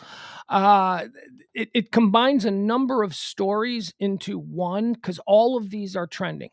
Corporate inflation is what they're calling it. Here are a couple of the stories that go into this. Corporate inflation, something that, by the way, I've been talking about for a year now, that, we need to wise up. Wise up or wisen up? Smarten up. We need to smarten up. Exxon Oil this year has just posted record profits. McDonald's food has posted record profits. Walmart has recorded record profits. And here's the one that just tickles my heart because I've been raving about this for a long time. Dollar Tree and the Dollar Tree stores, record profits in 2022. Dollar Tree made $25.5 billion. $25.5 billion. That's $10 billion more than analysts had put in their 5-year projections 5 years ago. 25.5. Now, we're all paying more. Remember I'm ranting about, and this is why I mentioned Dollar Tree in here, because I always use that as the example. Dollar Tree went from being a store where everything was $1. Everything. You need to pick up a whole bunch of stupid little shit, right? Okay, I need some cleaning products. I need a toilet bowl balm. You could get all that stuff for just $1. Just $1 each. $1. Then inflation went up like 7%, right? So Dollar Tree's like, we got to raise our prices. Inflation's up 7%. And I was like, okay, so you're raising your prices to $1.07, right? Just to keep pace? No, they took advantage. Dollar Tree. Now, all of these companies did. All of these companies took advantage of it. Dollar Tree, though, most conspicuously took advantage of the raise in the inflation, and they raised their prices a full 25 cents, a full which, when all of their things were $1, that's 25%. They raised their prices 25% during inflation when inflation was at like 7%. And we all went, okay, it's just a quarter. And that's why Dollar Tree made $25.5 billion this year, which outkicked their coverage of expectations from 5 years ago by $10 billion. So how does this happen? Well, Because the media, it really is. And the media and major American corporations, especially the ones that provide us with the shit that we need every day, grocery stores, gasoline, all that stuff, they take advantage of a media narrative that is hyperbolic at best and just absolutely anti-American at worst. The media puts out there, inflation is coming. Everything's going to be more expensive. Be scared. Be very scared. Everything's going to be so expensive. Oh my God. Do you know what milk prices are going to be? So they do that for a year, right? And they lay the groundwork so that all of us go, well, inflation is coming, and we accept it. We accept it because it's something that's a narrative that's out there and it's being discussed. That's the moment that the corporations in their boardrooms go, people expect prices to go up. We don't have to raise our prices, but hey, the media has got them all primed and ready to go to expect price hikes. And that's exactly what's happening here. While sky-high inflation has crunched budgets for essentials like gas and groceries, many large corporations have reported record profits, eliciting anger from some everyday people and public officials over price gouging. Me, I'm one of those people. I'm an everyday person who has been expressing anger over this nonsense for a good year. Oh, but corporations are people, and we've got to support the corporations because the corporations, it's American way, it's capitalism. You're brainwashed. You're fucking brainwashed, okay? Stop it. We got to keep these corporations in check. While sky-high inflation has crunched budgets for essentials like gas and groceries, many large corporations have reported record profits, eliciting anger from some everyday people and public officials over price gouging. Such frustrations recently rose to the fore over eye-popping gas prices. Earlier this month, Joe Biden sent a letter to major oil refinery companies accusing them of taking advantage of the market environment to reap profits while Americans struggle to afford gas. Okay, thank you. Yeah, I'm glad that there's... Now do something about it, President! I'm going to issue a sternly worded... No, man, do something. The problem extends well beyond gas. According to the senators last month, there's a bill that was backed last month to empower a federal agency and state attorney generals to enforce a ban on excessive price hikes. All for it. All for it. Those economists blaming corporate price gouging for a portion of the price increases said it arises from market concentration that allows a handful of dominant companies in a given sector to raise prices without fear of competitors undercutting them with lower priced alternatives. So that's it. People need gas. Oh, we're just going to charge them. Ah, man, I'm telling you, it's all a work job. And we, the people, are once again getting bent over. And for some reason, enough of us have been brainwashed into going, I like getting bent over. Corporations have too much power in this country. I'm sorry, they just do. You want to believe in all the spooky QAnon bullshit? Why don't you embrace that one? Embrace that one about how really this country is run by corporations and dudes with multiple private jets. And well, you're just jealous. No, I'm not. No, I'm seeing the economy of this great nation being absolutely raped by people who are just taking and not giving. Dollar Tree. Come on, man. Inflation was 7 cents. It was basically 7 cents on the dollar. And they raised their prices 25 cents on the dollar. And we all went, that seems all right. Not me, pal. Not me.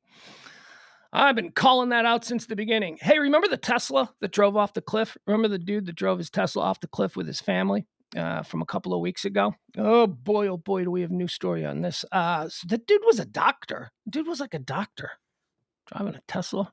I remember when we told the story, I was like, whoever this guy is, why does he want to kill off his whole family in such a brutal way by driving off a cliff? He's got a Tesla. I can't have a Tesla. You probably can't have a Tesla.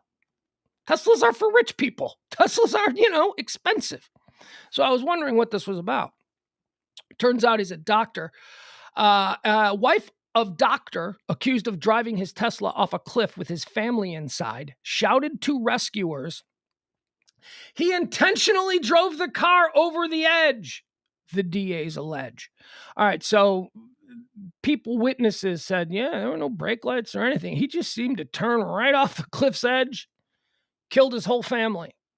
And his wife, when they were pinned, by the way, everybody survived. The wife is still in the hospital. She's banged up pretty good. The two kids, 7 years old and 4 years old, released from the hospital. Injuries, but not life threatening. And the husband is now being, brought up on charges of murder. He's in jail. I mean, look. We've all been in these relationships where you're driving and you're trapped because you're driving and you're trapped. You got to listen to it, and just all of a sudden, here comes everything awful about you. I mean, is that what was going on? Was like his wife nagging him about something, and he just went, "I'm just gonna drive this Tesla." Which we've all had that thought, but most of us aren't terrible homicidal a-holes who are willing to kill off our children simply because we're too puss to be able to handle a browbeating from our wife. Yeah, he did it. He drove his car right off the cliff. Oh God, this car. Here, look at this car, man. Guys, look at this car. Show you the picture of this thing.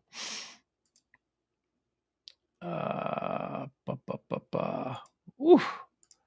This is not a fun look. All right, here we go.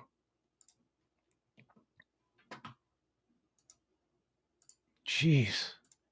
Kids were in this car. Look at this thing. Ay. And then, all of the people when this happened, all of the people who hate Elon Musk. I don't hate Elon Musk. I just think he's a weirdo. I don't think a weirdo should have that much power, but whatever. He's a weirdo. It's Teslas that probably drove him off on purpose, because of that robot drive. No, this dude ended up doing it by himself. Look at that thing. 300 feet down a cliff, tumbling, hitting rocks, all that stuff. Although, for all those people who were taking shots at Tesla, everybody survived. Look at you can see the deployment of the airbags in the windows. See how both windows are covered with. So just became like a bounce house in there. That's a good thing. I like that. I like knowing that I can drive a Tesla off a 300-foot cliff, and it's just like a bad bounce house accident as opposed to instant death. Okay, let's see what we got here.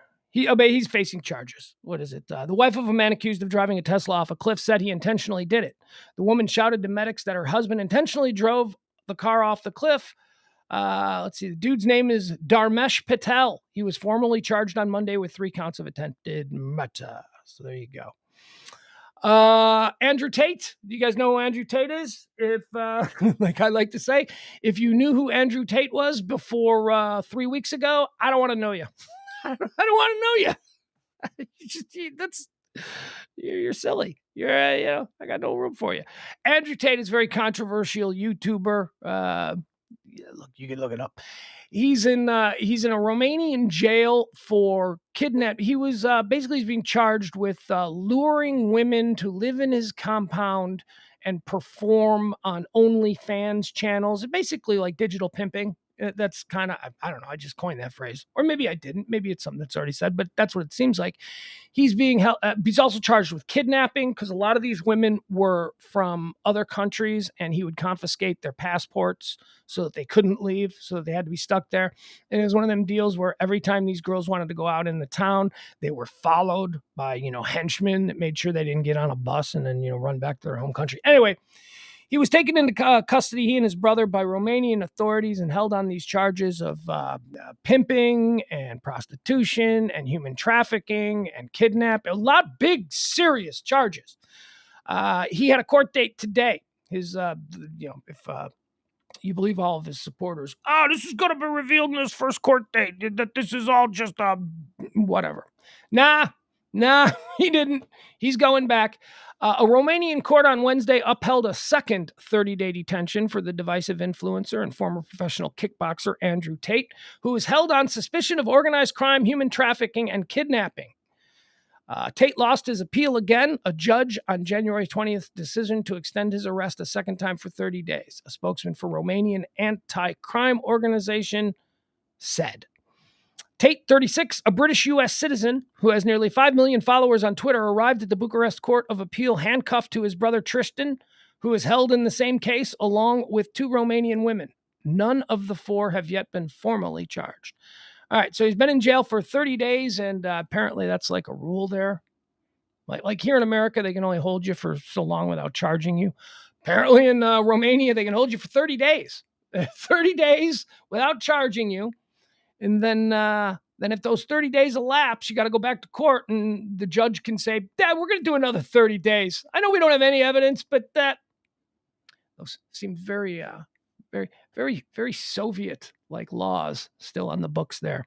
I don't endorse that. Look, charge them or cut them loose, man. You can't just.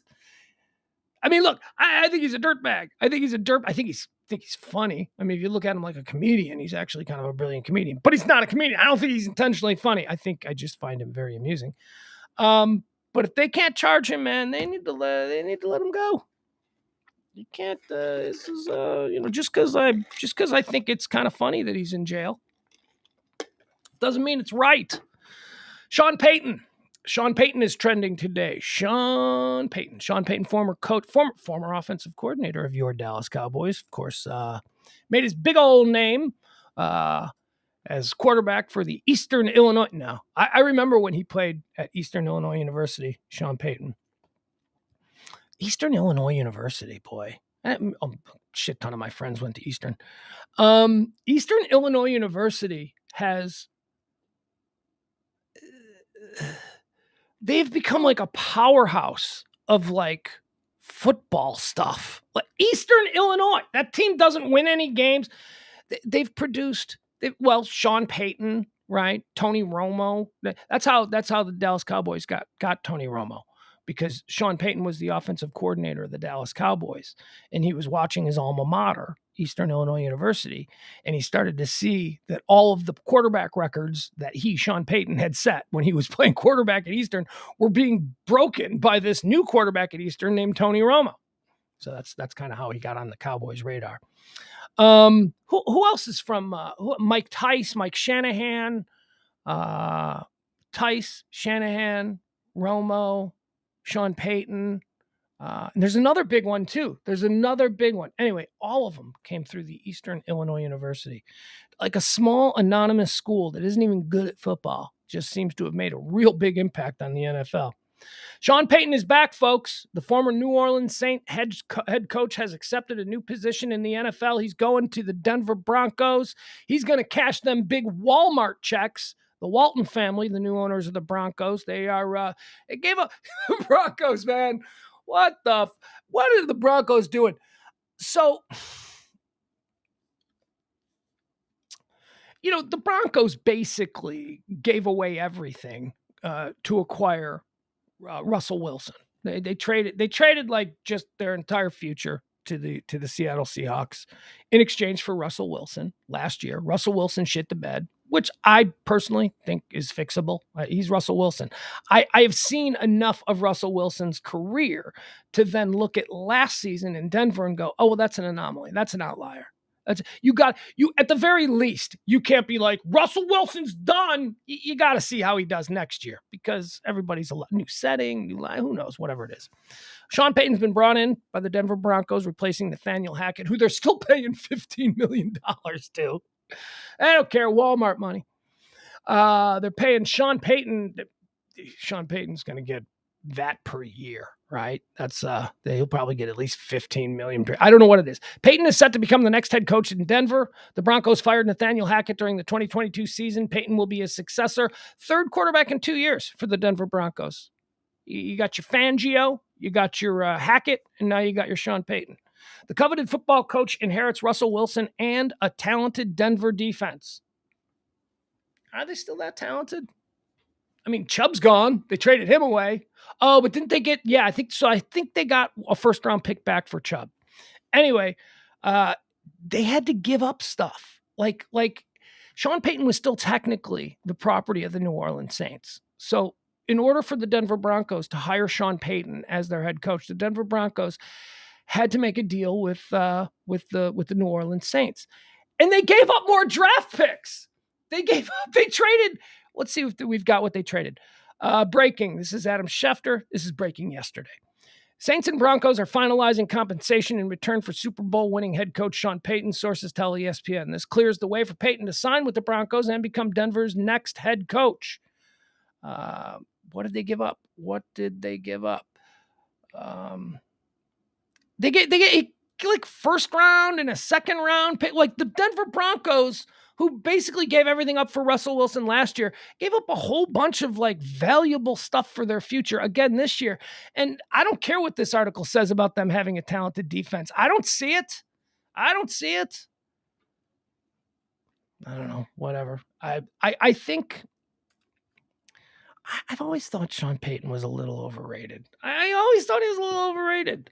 What has Sean Payton ever accomplished without Drew Brees? Seems like a nice guy, you know. He seems whatever. Chicago kid. I root for him for that, right? Played for the Bears. Didn't he play for wasn't he the Bears quarterback during that strike season? Wasn't he like a scab? He was Sean Payton was a scab NFL player back in the 80s, and I believe he played for the Bears for like one game. What else? I don't know. I don't know. We'll see. He's obviously being brought in because they think he can fix or manage Russell Wilson better. Here's the problem. Here's the problem I think was going on with last year in Denver. I think Russell Wilson came into the Denver Broncos as a very accomplished quarterback in the NFL. Super Bowl champion. He was a big ticket item. They gave up their whole future. And then they go out and hire Nathaniel Hackett, who was the offensive coordinator of the Green Bay Packers. He had never coached before as a head coach in the NFL. It was his first job. And I think that's the problem. I think Russell Wilson was like, who is this douche telling me how to do? I think that was a problem. I think it was a really terrible pairing of Russell Wilson has been with Pete Carroll his entire career. Russell Wilson is used to looking at his head coach as, you know, someone that he respects and admires and listens to and understands. I think there was a problem. I think Nathaniel Hackett didn't have the cred. He didn't have the bona fides, as the kids say, for Russell Wilson. And I think that caused all kinds of issues. Sean Payton's got the bona fides. I mean, you know, Russell Wilson's going to have to, at the very least, Russell Wilson will probably be more comfortable with him. Rock and Roll Hall of Fame is trending. Are you ready to get into some stuff here? You know, I love these things. The Rock and Roll Hall of Fame has announced the class for 2023, the nominees. Are you ready to be outraged? Everybody ready to be pissed off? All right, here we go. Let's see. I don't want to give that away. The headline gives away the reveal of who the inductees are. The nominees for the Rock and Roll Hall of Fame class of 2023 have been announced.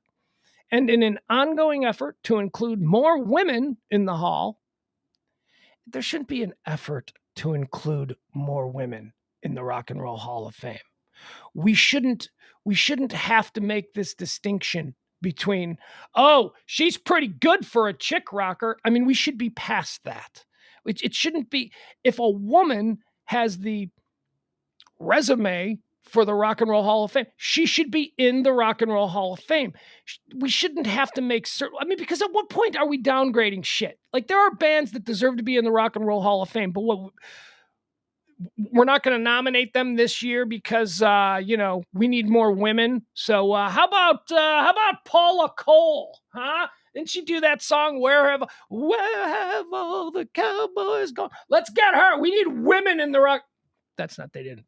Paula Cole isn't going in. That was just an example, right? I mean, the nominees for the Rock and Roll Hall of Fame's class of 2023 have been announced. Okay, so their effort to include more women in the hall, this year's ballot is led by 4 iconic female artists. We'll be the judge of that. 3 of whom are first-time nominees. All right, so here we go. So here are the 4 iconic. There's more going in. There's more nominees, but here are the 4 iconic women who are being shoehorned into the Rock and Roll Hall of Fame. By the way, these are the nominees. These are not the ones going in. These are the people who are on the ballot. We got Cheryl Crow. We got Cyndi Lauper. And this is going to piss off some people. Oh, man, it's like I want to savor this one because this is going to piss off some people. Ladies and gentlemen, nominated for the Rock and Roll Hall of Fame this year, Missy Misdemeanor Elliott. That's right. Hip-hop girl. Oh, man. I see a lot of dudes in their fits going, man, it's not the Rock and Roll Hall of Fame. I see a lot of that argument going on. She doesn't belong in the Rock and Roll Hall of Fame. No offense. I mean, look. I got no issues with Missy Misdemeanor Elliott. I got no problem. She doesn't belong in the Rock and Roll Hall of Fame. She doesn't. I'm sorry. She just doesn't. Cyndi Lauper doesn't belong in the Rock and Roll Hall of Fame. How are we just awarding people now for not dying? Is that it? If you had like a couple of hits in, 1985 and you're still alive in 2023, we go, well, let's put them in. I don't get it. Sheryl Crow. Again, I like Sheryl Crow. Is Sheryl Crow a Rock and Roll Hall of Famer? I don't think so. I think, well, I guess maybe by today's standards, she very well might be.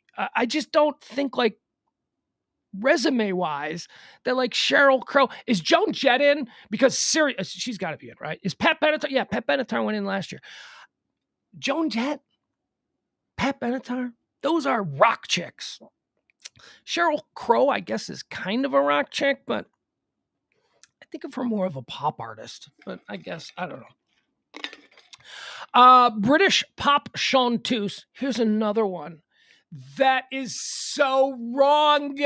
This is such a wrong person to be nominated. But again, remember, they're trying to shoehorn women into the Rock and Roll Hall of Fame.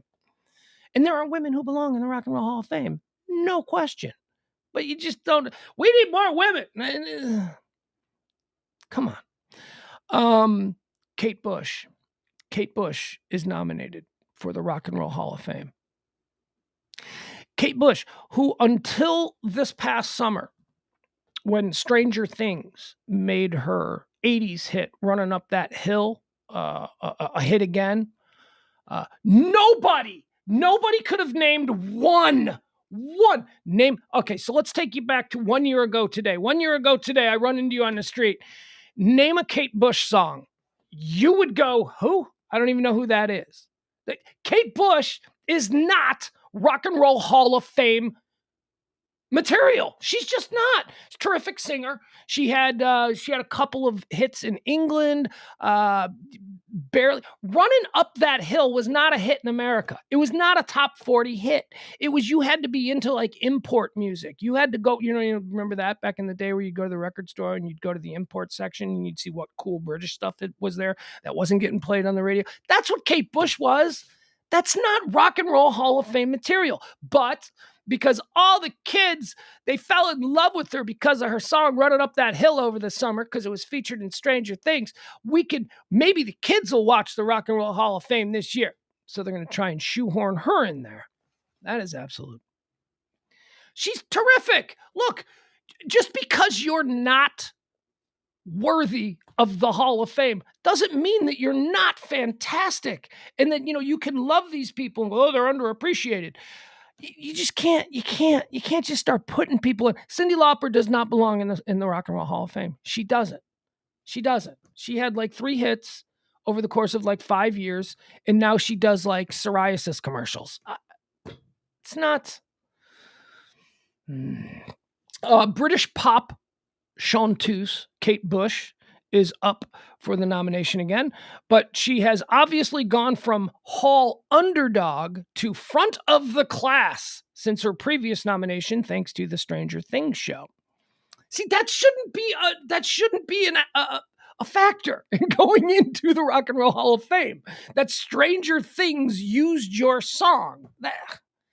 Bush was nominated by the Hall in 2018, 2021, and 2022 and got no votes because people were like, she doesn't belong in here. But just 1 month after last year's voting closed on April 29th, her single, Running Up That Hill, which had originally peaked at number 30 on the Billboard Hot 100 in 1985. See, it wasn't even a big, okay, so I guess it did make the top 40, but it wasn't a big hit. Her song was featured in a key scene of the Netflix series Stranger Things. That exposure unexpectedly caused the moody ballad to jump to number 3 in the U.S. and chart at number 1 in multiple other countries. All right, so Kate Bush, they're saying Kate Bush is probably going to go in this year. She doesn't belong in there. She's wonderful. She's wonderful. I actually like Kate Bush. But, okay, so for putting Kate Bush in, what about Tori Amos? We're going to put Tori Amos in there? Because Fiona Apple, can we put Fiona Apple and Tori Amos in there? Because both Tori Amos and Fiona Apple are far more successful and have far more songs played on the radio and songs that people can name than Kate Bush. The difference is that Kate Bush was featured in Stranger Things. So now, the Grand Dame of... Who? What? The Grand Dame? Name another song. Name another song other than... Name another song. I think the Go-Go's are in. Kevin says Go-Go's. I think the Go-Go's are in, aren't they? The Go-Go's are in. Well, what about the Bangles? Are the Bangles in? Let's put the Bangles in. You can't put Kate Bush in the Hall of Fame based on a career that was only noticed last summer. It would people just... All right, some of the other people who are going in. Are you ready for this one? All right, so we're going to have some... I might disagree with some of you on these next names that are nominated. These aren't going in. These are the people who are nominated for this year's Rock and Roll Hall of Fame. Are you ready? This year's other first-time nominees are George Michael. My neighbor, George Michael. I can lift this window. I could look across. I could see George Michael's fence line. Well, at least the house he used to live in. George Michael. Wham. Lived right down the street. George Michael. Does George Michael belong in the Rock and Roll Hall of Fame? George Michael belongs in the Music Hall of Fame. George Michael belongs in the... You know what? Yeah. Okay, I'm going to go with it. Fine. And you know how I justify this? Because if Elton John is in the Rock and Roll Hall of Fame, and he is, George Michael's kind of an Elton John type. You know, the kind of music that he did. So, all right, George Michael, I'm fine with that. Ladies and gentlemen, also on the ballot this year, Willie Nelson. Willie Nelson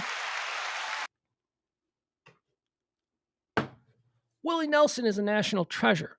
Willie Nelson is a god of songwriting, of performing, of all things that are cool and Willie Nelson does not belong in the Rock and Roll Hall of Fame. I'm sorry. But whatever. Okay. Can they change the name to just famous people who wrote songs or famous people who did songs? That's it. It's the famous people who did songs Hall of Fame. Because people are, rock and roll is not... Willie Nelson is not rock and roll. Sorry. Also nominated for the first time, the White Stripes. Ladies and gentlemen, the White Stripes. No. The White Stripes are not Rock and Roll Hall of Fame caliber. The White Stripes had like 4 really good songs that maybe got some airplay, and then they broke up. Now, Jack White, his career is still a work in progress. Jack White might go in 5 years, 10 years, or something like that. But the White Stripes as a band does not deserve, as of this moment, to go into the Rock and Roll Hall of Fame. They just don't. They haven't accomplished enough. The White Stripes. Okay, so another guy who's on the ballot for the first time, and this guy absolutely needs to go in. It's a crime that he's not in now, and it's a bigger crime that this is only the first time he's been nominated. The late, great Warren Zevon. Warren Zevon is nominated for the Rock and Roll Hall of Fame. Hopefully he'll get in. Where was London? Send lawyers, guns, and money. Oh, man, come on. Warren Zevon's cool. Warren Zevon made some cool songs. He deserves to go in. He's influenced so many people, certainly as a writer. I mean, he's just terrific. They're doing something interesting. There's a dual nomination, which they're combining, which seems a little bit cheap. However, hear me out. I absolutely think that this dual nomination needs to go into the Rock and Roll Hall of Fame. A dual nomination on the ballot for this year's class is Joy Division / New Order. Absolutely. Look, that's not rock. Well, yeah, kind of. I mean, I don't know. They were big. They were really big. Joy Division, not so much, but Joy Division became New Order. New Order was very big. New Order was incredibly influential. I mean, there were like 2 bands that were doing that kind of stuff, having major impact back then, and I think Depeche Mode is already in. So if you're going to put Depeche Mode already in, you got to put New Order in. I would vote for New Order. I would vote for the Joy Division New Order combo going into the Rock and Roll Hall of Fame. Only if Depeche Mode is already in. And I think they are. I think I have to look that up, but I'm pretty sure. New Order was formed by surviving members of post-punk band Joy Division shortly after the seminal Manchester group's frontman Ian Curtis died by suicide in 1980. 8 out of this year's 14 nominees are ballot first-timers, although only Missy Elliott and the White Stripes are up in their first year of eligibility. An artist can be nominated 25 years after the release of its first commercial recording. If Elliott gets in, she will be the 6th solo hip-hop artist and the 11th hip-hop artist overall to be inducted into the Rock and Roll Hall of Fame. But she will notably be the first female rapper to receive the honor. Let's see. Among the possible class of 2023 artists who, like Bush, have been previously nominated are British metal pioneers Iron Maiden. Is Iron Maiden? Yes. You know what? Yes. Iron Maiden goes in. Jesus, we got to do something with this ballot that makes it a little bit rock and roll, right? Okay, so the Rock and Roll Hall of Fame welcomes Missy Misdemeanor Elliott, Willie Nelson, and New Order. Okay, that's going to be a problem if Iron Maiden is sitting there on the sidelines going, is this the Rock and Roll Hall of Fame? Iron Maiden is on. 90s rockers Rage Against the Machine are up for nomination this year. Soundgarden up for nomination this year. Philly soul vocal group The Spinners are up for induction this year. And progressive hip-hop trio A Tribe Called Quest. Oh, this is a mess. This is such a mess. I love A Tribe Called Quest. My buddy Gary, I used to do a podcast with my buddy Gary, who ran a recording studio on the south side of Chicago, and he's like a white blues guitar player. That was like his forte, and he was brilliant. He's dead. God rest his soul. But he became like the favored studio producer of all of these like south side of Chicago hip hop artists. They would come and they would record with him, and they liked him. They found he was, and he would always like lend like guitar blues tracks to whatever they were doing. So they loved that. They loved that he could do that. Gary got me into A Tribe Called Quest. He was always playing, just hanging out in his studio. There would always be like really cool music on, and I wasn't really exposed to it. Now this is going back to like 1998. Right, when I was hanging out there. But so, I mean, look, this is no knock on A Tribe Called Quest. They don't belong in the Rock and Roll Hall of Fame. They just don't. Soundgarden? No, I'm sorry. I love Chris Cornell. Soundgarden didn't do enough to get into the Rock and Roll Hall of Fame, in my estimation. Rage Against the Machine, maybe. I think Rage Against the Machine may have had. Soundgarden suffers from being a band that was stuck in the middle of the Pearl Jam Nirvana bookcase. Like there's a whole bunch of bands. You got Pearl Jam and you got Nirvana. And then in between there's like all these other bands and Soundgarden was great, but I just don't know that Soundgarden did enough to get into the Rock and Roll Hall of Fame. Rage Against the Machine, maybe. Maybe they did. Looking across the 2023 ballot, it seems like Dolly Parton's class of 2022 induction, which she initially protested, could open the door for her fellow country legend Willie Nelson, who turns 90 this year. Yeah, okay, fine. Put Willie in. That's fine. That'll be a good moment. I'll watch the induction. Snoop Dogg will probably induct him, which will also make Rock and Roll Hall of Fame fans' heads explode. Let's see. Who else is going on? Anybody else, or is that it? Yeah, I think that's it. It's a mess. It's an absolute mess this year. I don't know what they're doing anymore. I'll watch it though. I love watching. HBO always has the rights to the Rock and Roll Hall of Fame induction ceremonies. I'll watch it. They're always good. They're always fun. All right, what else do we have here? Rock and Roll Hall of Fame. Ozzy Osbourne, speaking of a Rock and Roll Hall of Famer, speaking of a true rocker, Ozzy Osbourne has announced he's done. Put a fork in him. He's done. Ozzy says in a tweet, "This is probably one of the hardest things I've ever had to share with my loyal fans." And here's what Ozzy put on Twitter, prepared statement.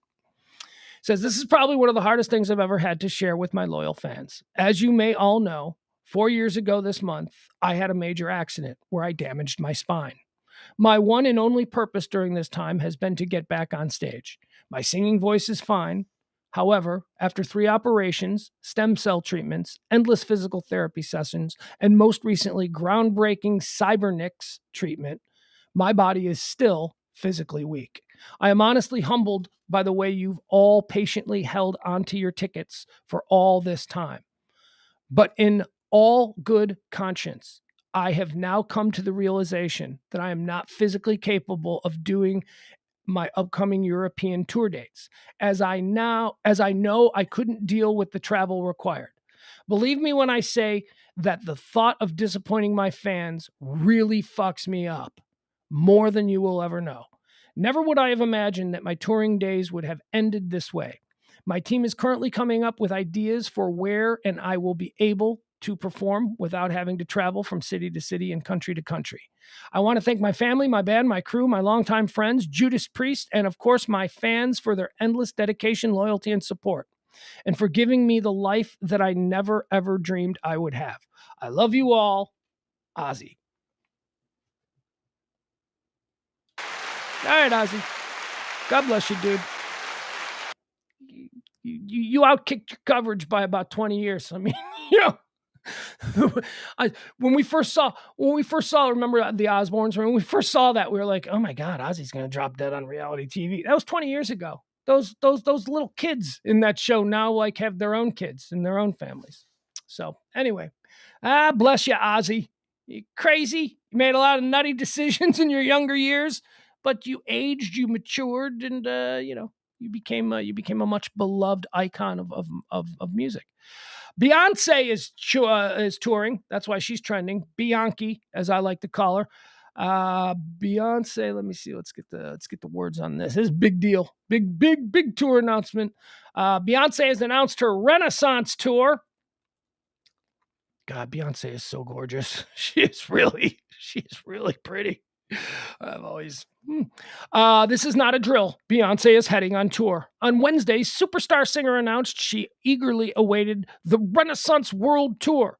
She said that it's coming with a post on her verified Instagram account. According to her official site, the tour will kick off in May at Friends Arena in Stockholm, Sweden, and wind through Europe before hitting Lincoln Financial Field in Philadelphia in mid-July. The dates currently listed have the tour wrapping up in September at Caesars Superdome in New Orleans.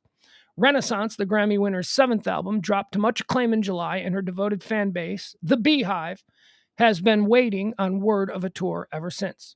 Her last worldwide tour was On the Run in 2018, which featured her and her husband, rapper Jay-Z, on 48 stops across North America.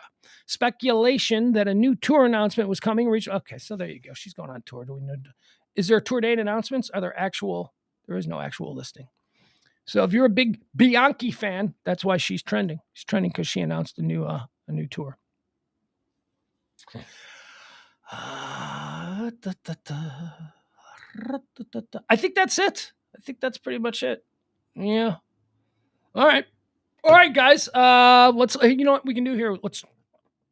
Let's jump onto Twitter. Let's see if there's anything new happening here. By the way, once again, I will mention to you, this show runs on your kindness and your tips. We do 5 shows every day, Monday through Friday. We do 2 hours, Monday through Friday, starting at noon. We do this, the High Noon Show, where we give you a rundown of all of the day's topics and current events. Then we double back. We come back at 9 p.m. Central Standard Time for Pugs and Parker. Pugs and Parker airs Monday through Thursday. So you got this show Monday through Friday for all of your current events needs, and then a little conversation, a little current events conversation at 9 o'clock. All past shows can be found at pugscast.com. If you want to delve in, I don't know why you would. These shows are not evergreen, like these noon shows. Evergreen is a term used in radio for content that can be cut out and then placed anywhere. Like 5 years from now, that content will still work. That's evergreen. These shows are not evergreen. These shows are all about, they're interesting, I think, because you can go back and say, well, what was happening a year ago? So you click on that one, you listen to all the things that happened to you. Who am I kidding? You don't want to do that. Here's what you also Don't know. For at least the next couple of weeks, this show does run on your gratuities and your tips. So if there's any way you can possibly help this show get through this month, it is the first of a new month, so we could still use a little bit of help. You can drop something in the Venmo. You can drop something in the Cash App. It's a tip, okay? Treat me like I'm a bartender. You've just been sitting here. Treat me like I'm your food delivery guy. Whatever it is you can do to help this show continue moving forward will be greatly appreciated. Venmo, Cash App, those are the preferred methods. You can see those links down there at the bottom. I appreciate y'all very much. Also, if you can't help out, that's fine. I totally get that. I love you guys anyways, especially, you hardcores who are in the chat room and hanging out every single day. Thank you so much. Maybe you're not in a position to help out. That's fine. No harm, no foul. Share the show. Spread the show around. Hit a little fast forward, whatever, just forward it around. Spread the word. Maybe some people who are interested in current events talk and that kind of thing. Help the show grow. And hey, it'd be great if you could do both. That's a thing. You could drop a little tip, and then every day when you see the show trending or not trending, but coming across your timeline, just give it a little forward. That's the noise that I make for forwarding. All right. Again, Venmo, Cash App, if you can help, that would be great. Desperate times. Let's jump into trends. Let's see what's trending right now on Twitter. Let's see what this kind of nonsense is going on here, right? Jimmy Garoppolo is trending. Why is Jimmy Garoppolo trending? What happened? Kyle Shanahan said there's no scenario of Jimmy Garoppolo coming back. Kyle Shanahan in his okay. So I absolutely hate. I hate things trending because you never know why it's trending. What you get are just a whole bunch of people reacting to the story, but you never get the actual story. Kyle Shanahan, okay, I guess this is the actual story. Kyle Shanahan says he doesn't see a scenario where Jimmy Garoppolo returns to the 49ers next season. I don't give a shit. I really don't care. I ain't crying any tears for Jimmy Garoppolo. Have you ever seen that dude? That dude is like the most handsome man that has ever walked. He's a professional football Hold on a second. Hold on a second. Wait a second. Wait 1 second. Hold on. All right. Let's see here. I'll be goddamned. I will be absolutely goddamned. Jimmy Garoppolo is another Eastern Illinois University quarterback who somehow made it to the NFL. Remember earlier when we were talking about Sean Payton? And I'm like, that guy comes out of Eastern Illinois University. We're like so many, Tony Romo, Sean Payton, Mike Shanahan, Mike Ty, a bunch of people. And I was like, there's other people too. Jimmy Garoppolo, also Eastern Illinois University quarterback. I'm telling you, it's unexplainable. Unexplainable how that stupid little college in Charleston, Illinois, that really is a stupid little college. I mean, nobody ever went to Eastern to party. When you grew up in Illinois, nobody was like, man, we're going down to Eastern. You know what you did at best? At best, you stopped off at Eastern on your way down to Southern. Then maybe you stopped at Eastern to pick up some friends and you spent the night. And no reason to Eastern. Football powerhouse.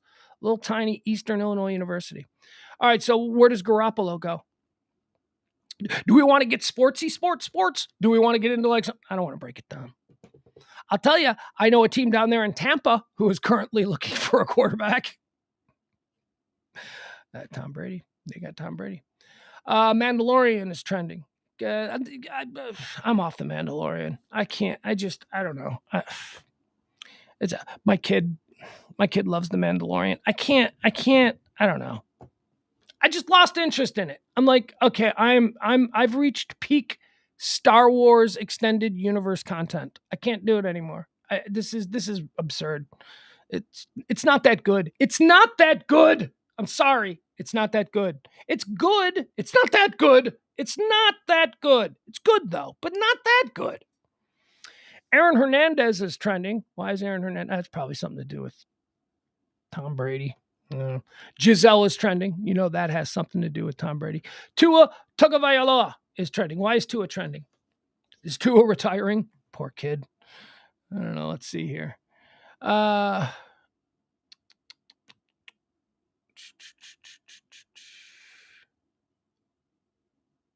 Okay.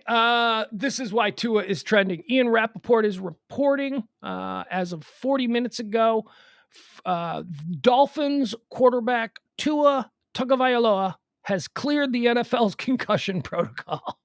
So he's going to be fine to play on. So, wait, what? There's no games? All right, so that's good. I feel bad for that kid.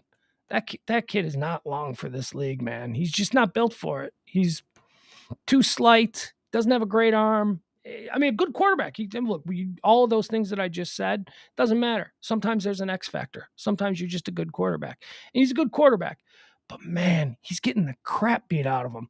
He's only like 17. He's like 20, 23, 24, 25, something like that, max. Multiple concussions. I mean, you gotta be concerned about that. Let's see, anything else? Jungkook is trending. I don't know. We can break down a little bit of South Korean boy band talk for you. You interested in that? Why is the Pledge of Allegiance trending? I don't want to get into it. It's trending. The Pledge of Allegiance is trending for some stupid reason, I am sure, and I don't want to get into it. GOAT is trending. Jeff Ballard earlier had a really good take on Tom Brady and people calling him, he's the NFL GOAT. Jeff Ballard is absolutely right. I also get a little bit, I wince when people go, he's the NFL GOAT. No, he's not the NFL GOAT. Tom Brady is the GOAT of quarterbacks, okay? Football is different than, say, we'll use basketball.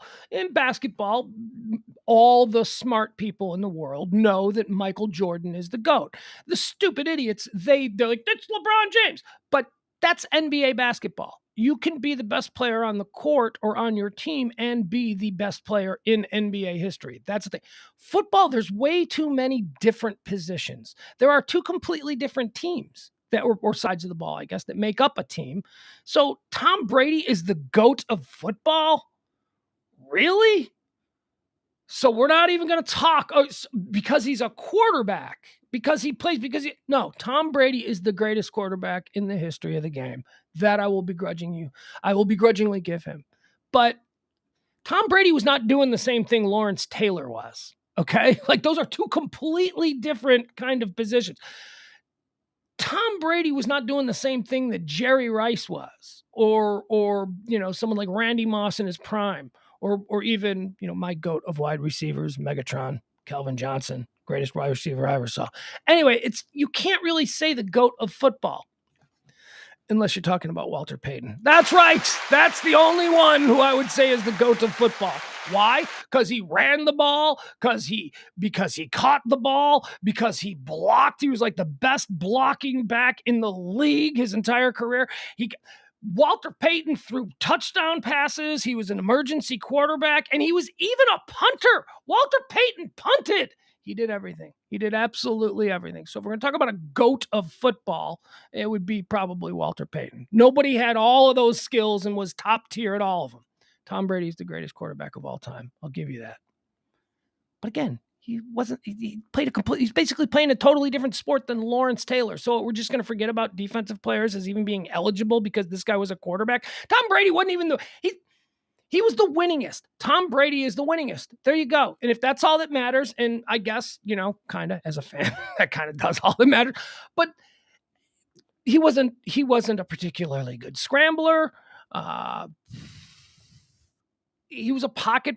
He had a great coach. I don't know. I'm going to give you that Tom Brady is the greatest quarterback of all time. I'm going to give you that.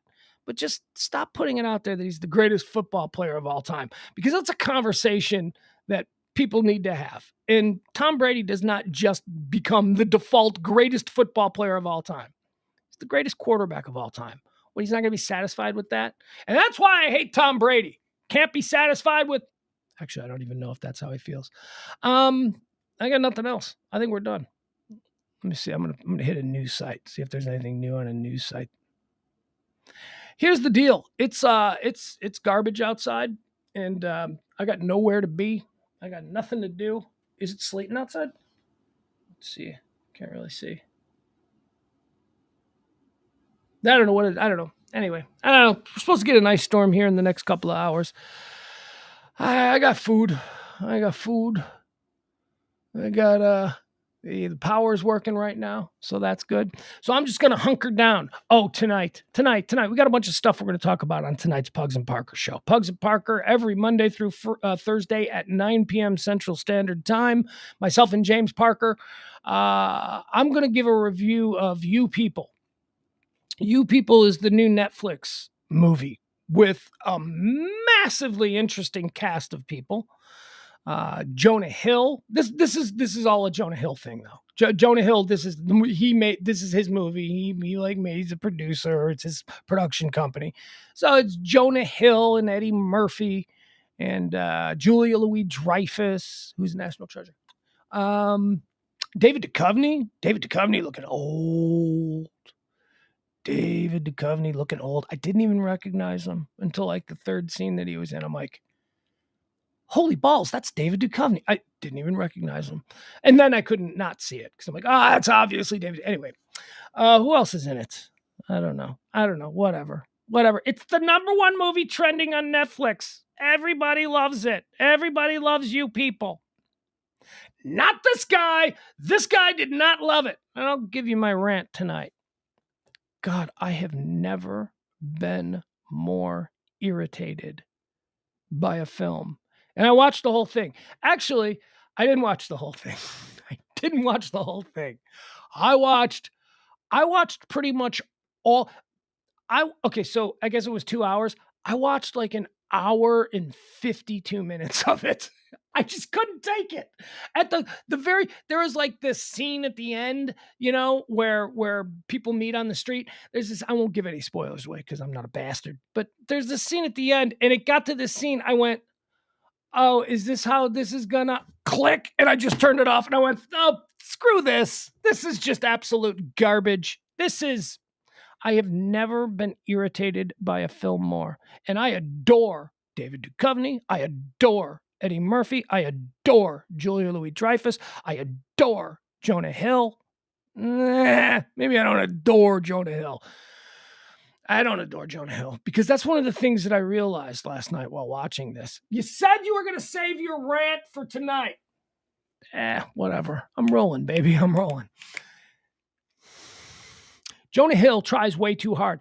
Jonah Hill's entire brand, the way that he projects himself publicly, has always been steeped in insincerity. That's one of the things that's funny about Jonah Hill, is that like, oh no, I'm your best friend. And then he'll say something that is just really, he's terrific at being insincere and obviously flattering to a means of manipulation. That's sort of his thing. And I've always enjoyed that. I think it's funny.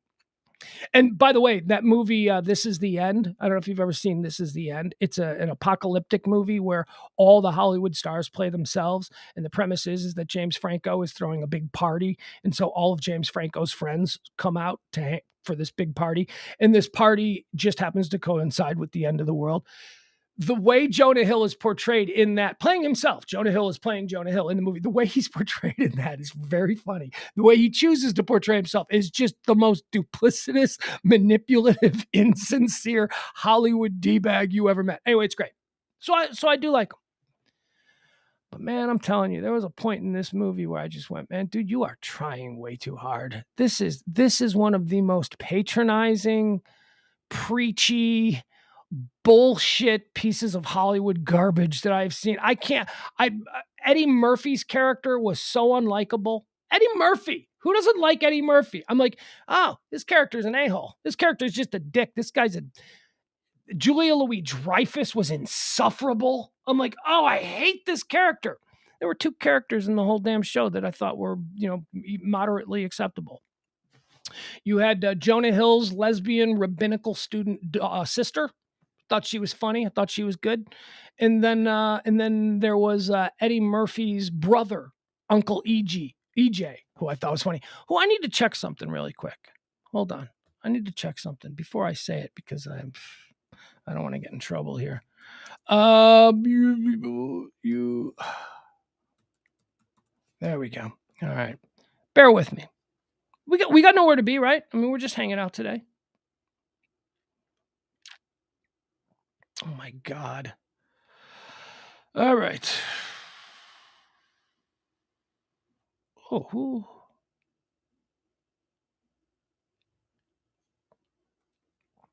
Oh, you know who? I'm sorry. I keep leaving this person out, and I shouldn't. Nia Long, who played Eddie Murphy's wife in this.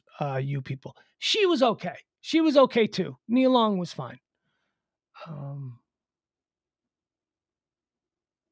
Okay, very good. All right, so Uncle EJ was a character that I liked. I thought he's keeping it real. I like him. I liked Uncle EJ in this. I thought he was great. Uncle EJ is played by Mike Epps. Do you guys know who Mike Epps is? Mike Epps is sneaky the funniest guy in Hollywood. Mike Epps is hilarious in everything that he does. And for about 15 years now, I've been wondering, when is Mike Epps going to become a big movie star? When is Mike Epps going to get his moment? Because Mike Epps is really funny. Really funny. I guess he's a stand-up comedian too, but I don't know much about his stand-up comedy. I just know that he was in a I first really discovered Mike Epps. He was in a TV show that LeBron James produced on Showtime or Stars or whatever it was. What was it called here? Maybe I'll find it. Anyway, it doesn't matter. He was really funny in that. And I'm like, oh my God, I love this guy. Who is this guy? And this is going back like 10 years. And then nothing ever happened with him. And the reason that I paused here before I said Uncle EJ was Mike Epps is because in that show I used to watch, his character was killed in a car accident. And I remember during the course of that series, when that plot line was revealed where, he was killed in a car accident, it's been a while. So I think in my head, I just went, wait, did Mike Epps actually die in a car accident, or was that just a character? So I wanted to double check. I wanted to make sure, but I was right. Yeah, the character of Uncle EJ, who's very funny and very small. He's not in much, very small little picked his shot type of scenes. Mike Epps as Uncle EJ. Uncle EJ, Nia Long is the mom, and then the lesbian rabbinical student daughter. Those are the only characters in this huge movie with all kinds of characters that are even remotely tolerable. Everybody else is just like GTFO. Seriously, I can't.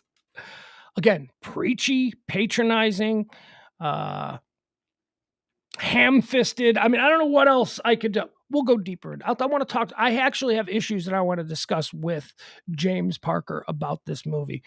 So we'll go more into depth there. But as far as I'm concerned, if you people are wasting your time watching You People,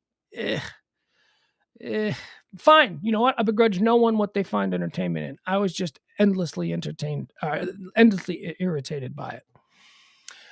The dialogue is so preach. It's just like, look, I don't want to get into this because I don't want to, I'm not one of these guys who does the whole liberal Hollywood, but that's what this was just absolute garbage.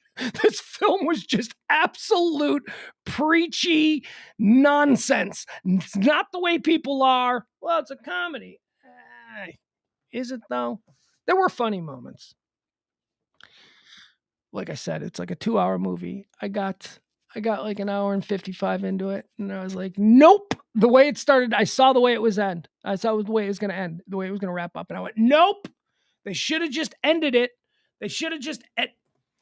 There was this very interesting. So Jonah Hill plays a podcaster, and he does a podcast with his best friend, who is I got one of, I don't know, gender androgynous black person, right? I guess she's a woman, but I don't know, kind of, I don't know, whatever. So Jonah Hill does a podcast with this person, and they had this conversation at the very end, or towards the very end of the movie, about white and black relations, and it was an incredible conversation. It was real. It was the only thing in the movie that I was like, it's like, okay, all right. If this is really the message they want to get at, that's heavy. That's ballsy that they would put this message out there, but okay. And then they ruined it. They ruined it by Hollywood ending the whole thing. The movie couldn't have been saved by that point. Even if it had just ended there, it couldn't have been saved because it was just so absurd. It was just so silly. But, it would have been at least better. I'd have gone, well, it was a ballsy way to end it. Instead, they ended it like, I don't know. It wasn't a good movie. It's the number one movie in the world. You people didn't get it. Didn't get it. You want to watch a movie? You want to watch a movie and have your head blown off? Watch Everything Everywhere All at Once. I don't even know if that's the title, but you know it's that movie. You know that movie? You're hearing about that movie. Everything All the Time, Whenever. That's whatever that movie is. I can't even the title. I don't even know the title. That's the best movie of the year. That's the best movie that I've seen in quite some time. That movie is a mind blower, a total ear banger. That one is crazy with a good story too. Just hang with it. Just hang with it. It will all be revealed in time. That's it. I got nothing else. How you guys doing? You guys done? 2:30. I know I cheated you out of like the first 10 minutes of the show, so I made up for it by going to 2:30. I don't know what I'm going to do now. I don't know what I'm going to do. Here's the rest of my day. I'm going to eat some rice with some sauce. Got some nice sauce. I'm going to put on this rice. I got white rice. I'm looking at the white rice. It's right there. I'm not eating it because that's all I can eat. That's, oh, poor guy. He's just eating. No, I just happen to have some rice left over from last night. And I'm like, that'll be a good lunch. So I'm going to have some rice. And then I'm going to go try and figure out how the retirement of Tom Brady helps my Bears, who are trying to acquire Mike Evans from the Tampa Bay Buccaneers. or Godwin, we'll take whatever. They got a couple of receivers down there that I think we can use. So that's what the rest of my day is. Also, the rest of my day will be spent avoiding my steps, because from what I understand, my steps that lead up to my house are completely covered in ice. And I did not slip and fall, but this morning, let me tell you. First of all, dogs are awesome. I love dogs.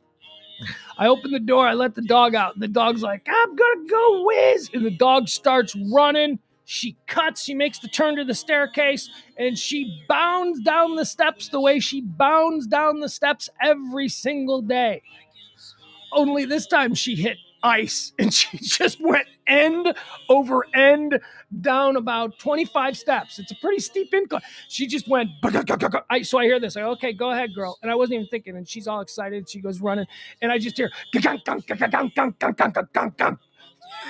I look out the window, and she's standing at the bottom of the steps, and she just kind of does this.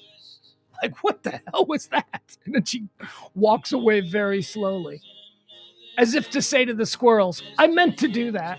That was totally planned. Did you like my little gymnastics feet? And then when I let her back in just before the show started, she was downstairs, and I didn't want her to start barking. So I was like, all right, come on, girl. Let's go. I don't want you interrupting the show. So I got the door held open, and she's at the bottom of the steps, and she's looking at me like she wants me to carry her. She's like 80 pounds of muscle. I'm not going to go. First of all, I'm not going down them steps. So then she came up the steps. She went really slow. And she's been in here ever since. So we'll see. We'll see when I open the door again. We'll see if she remembers. She's a smart dog. I think she's going to remember. She's got to go really slow. Because when she bounds, she puts those front feet on the lower step, and they're just sliding. They just slid out from under her. Am I terrible? She's fine. I'm not terrible. She was fine. It was a cute animal moment. She's fine. There's no injuries. She's like a side of beef with a fire hydrant head. She's fine. No problems. All right, guys, we'll see you tonight at 9 o'clock. Stay well. I love you. Tip the show if you can. And 9 o'clock, Pugs and Parker. Bye, everybody. I am on a never-ending quest. I am on a never-ending quest.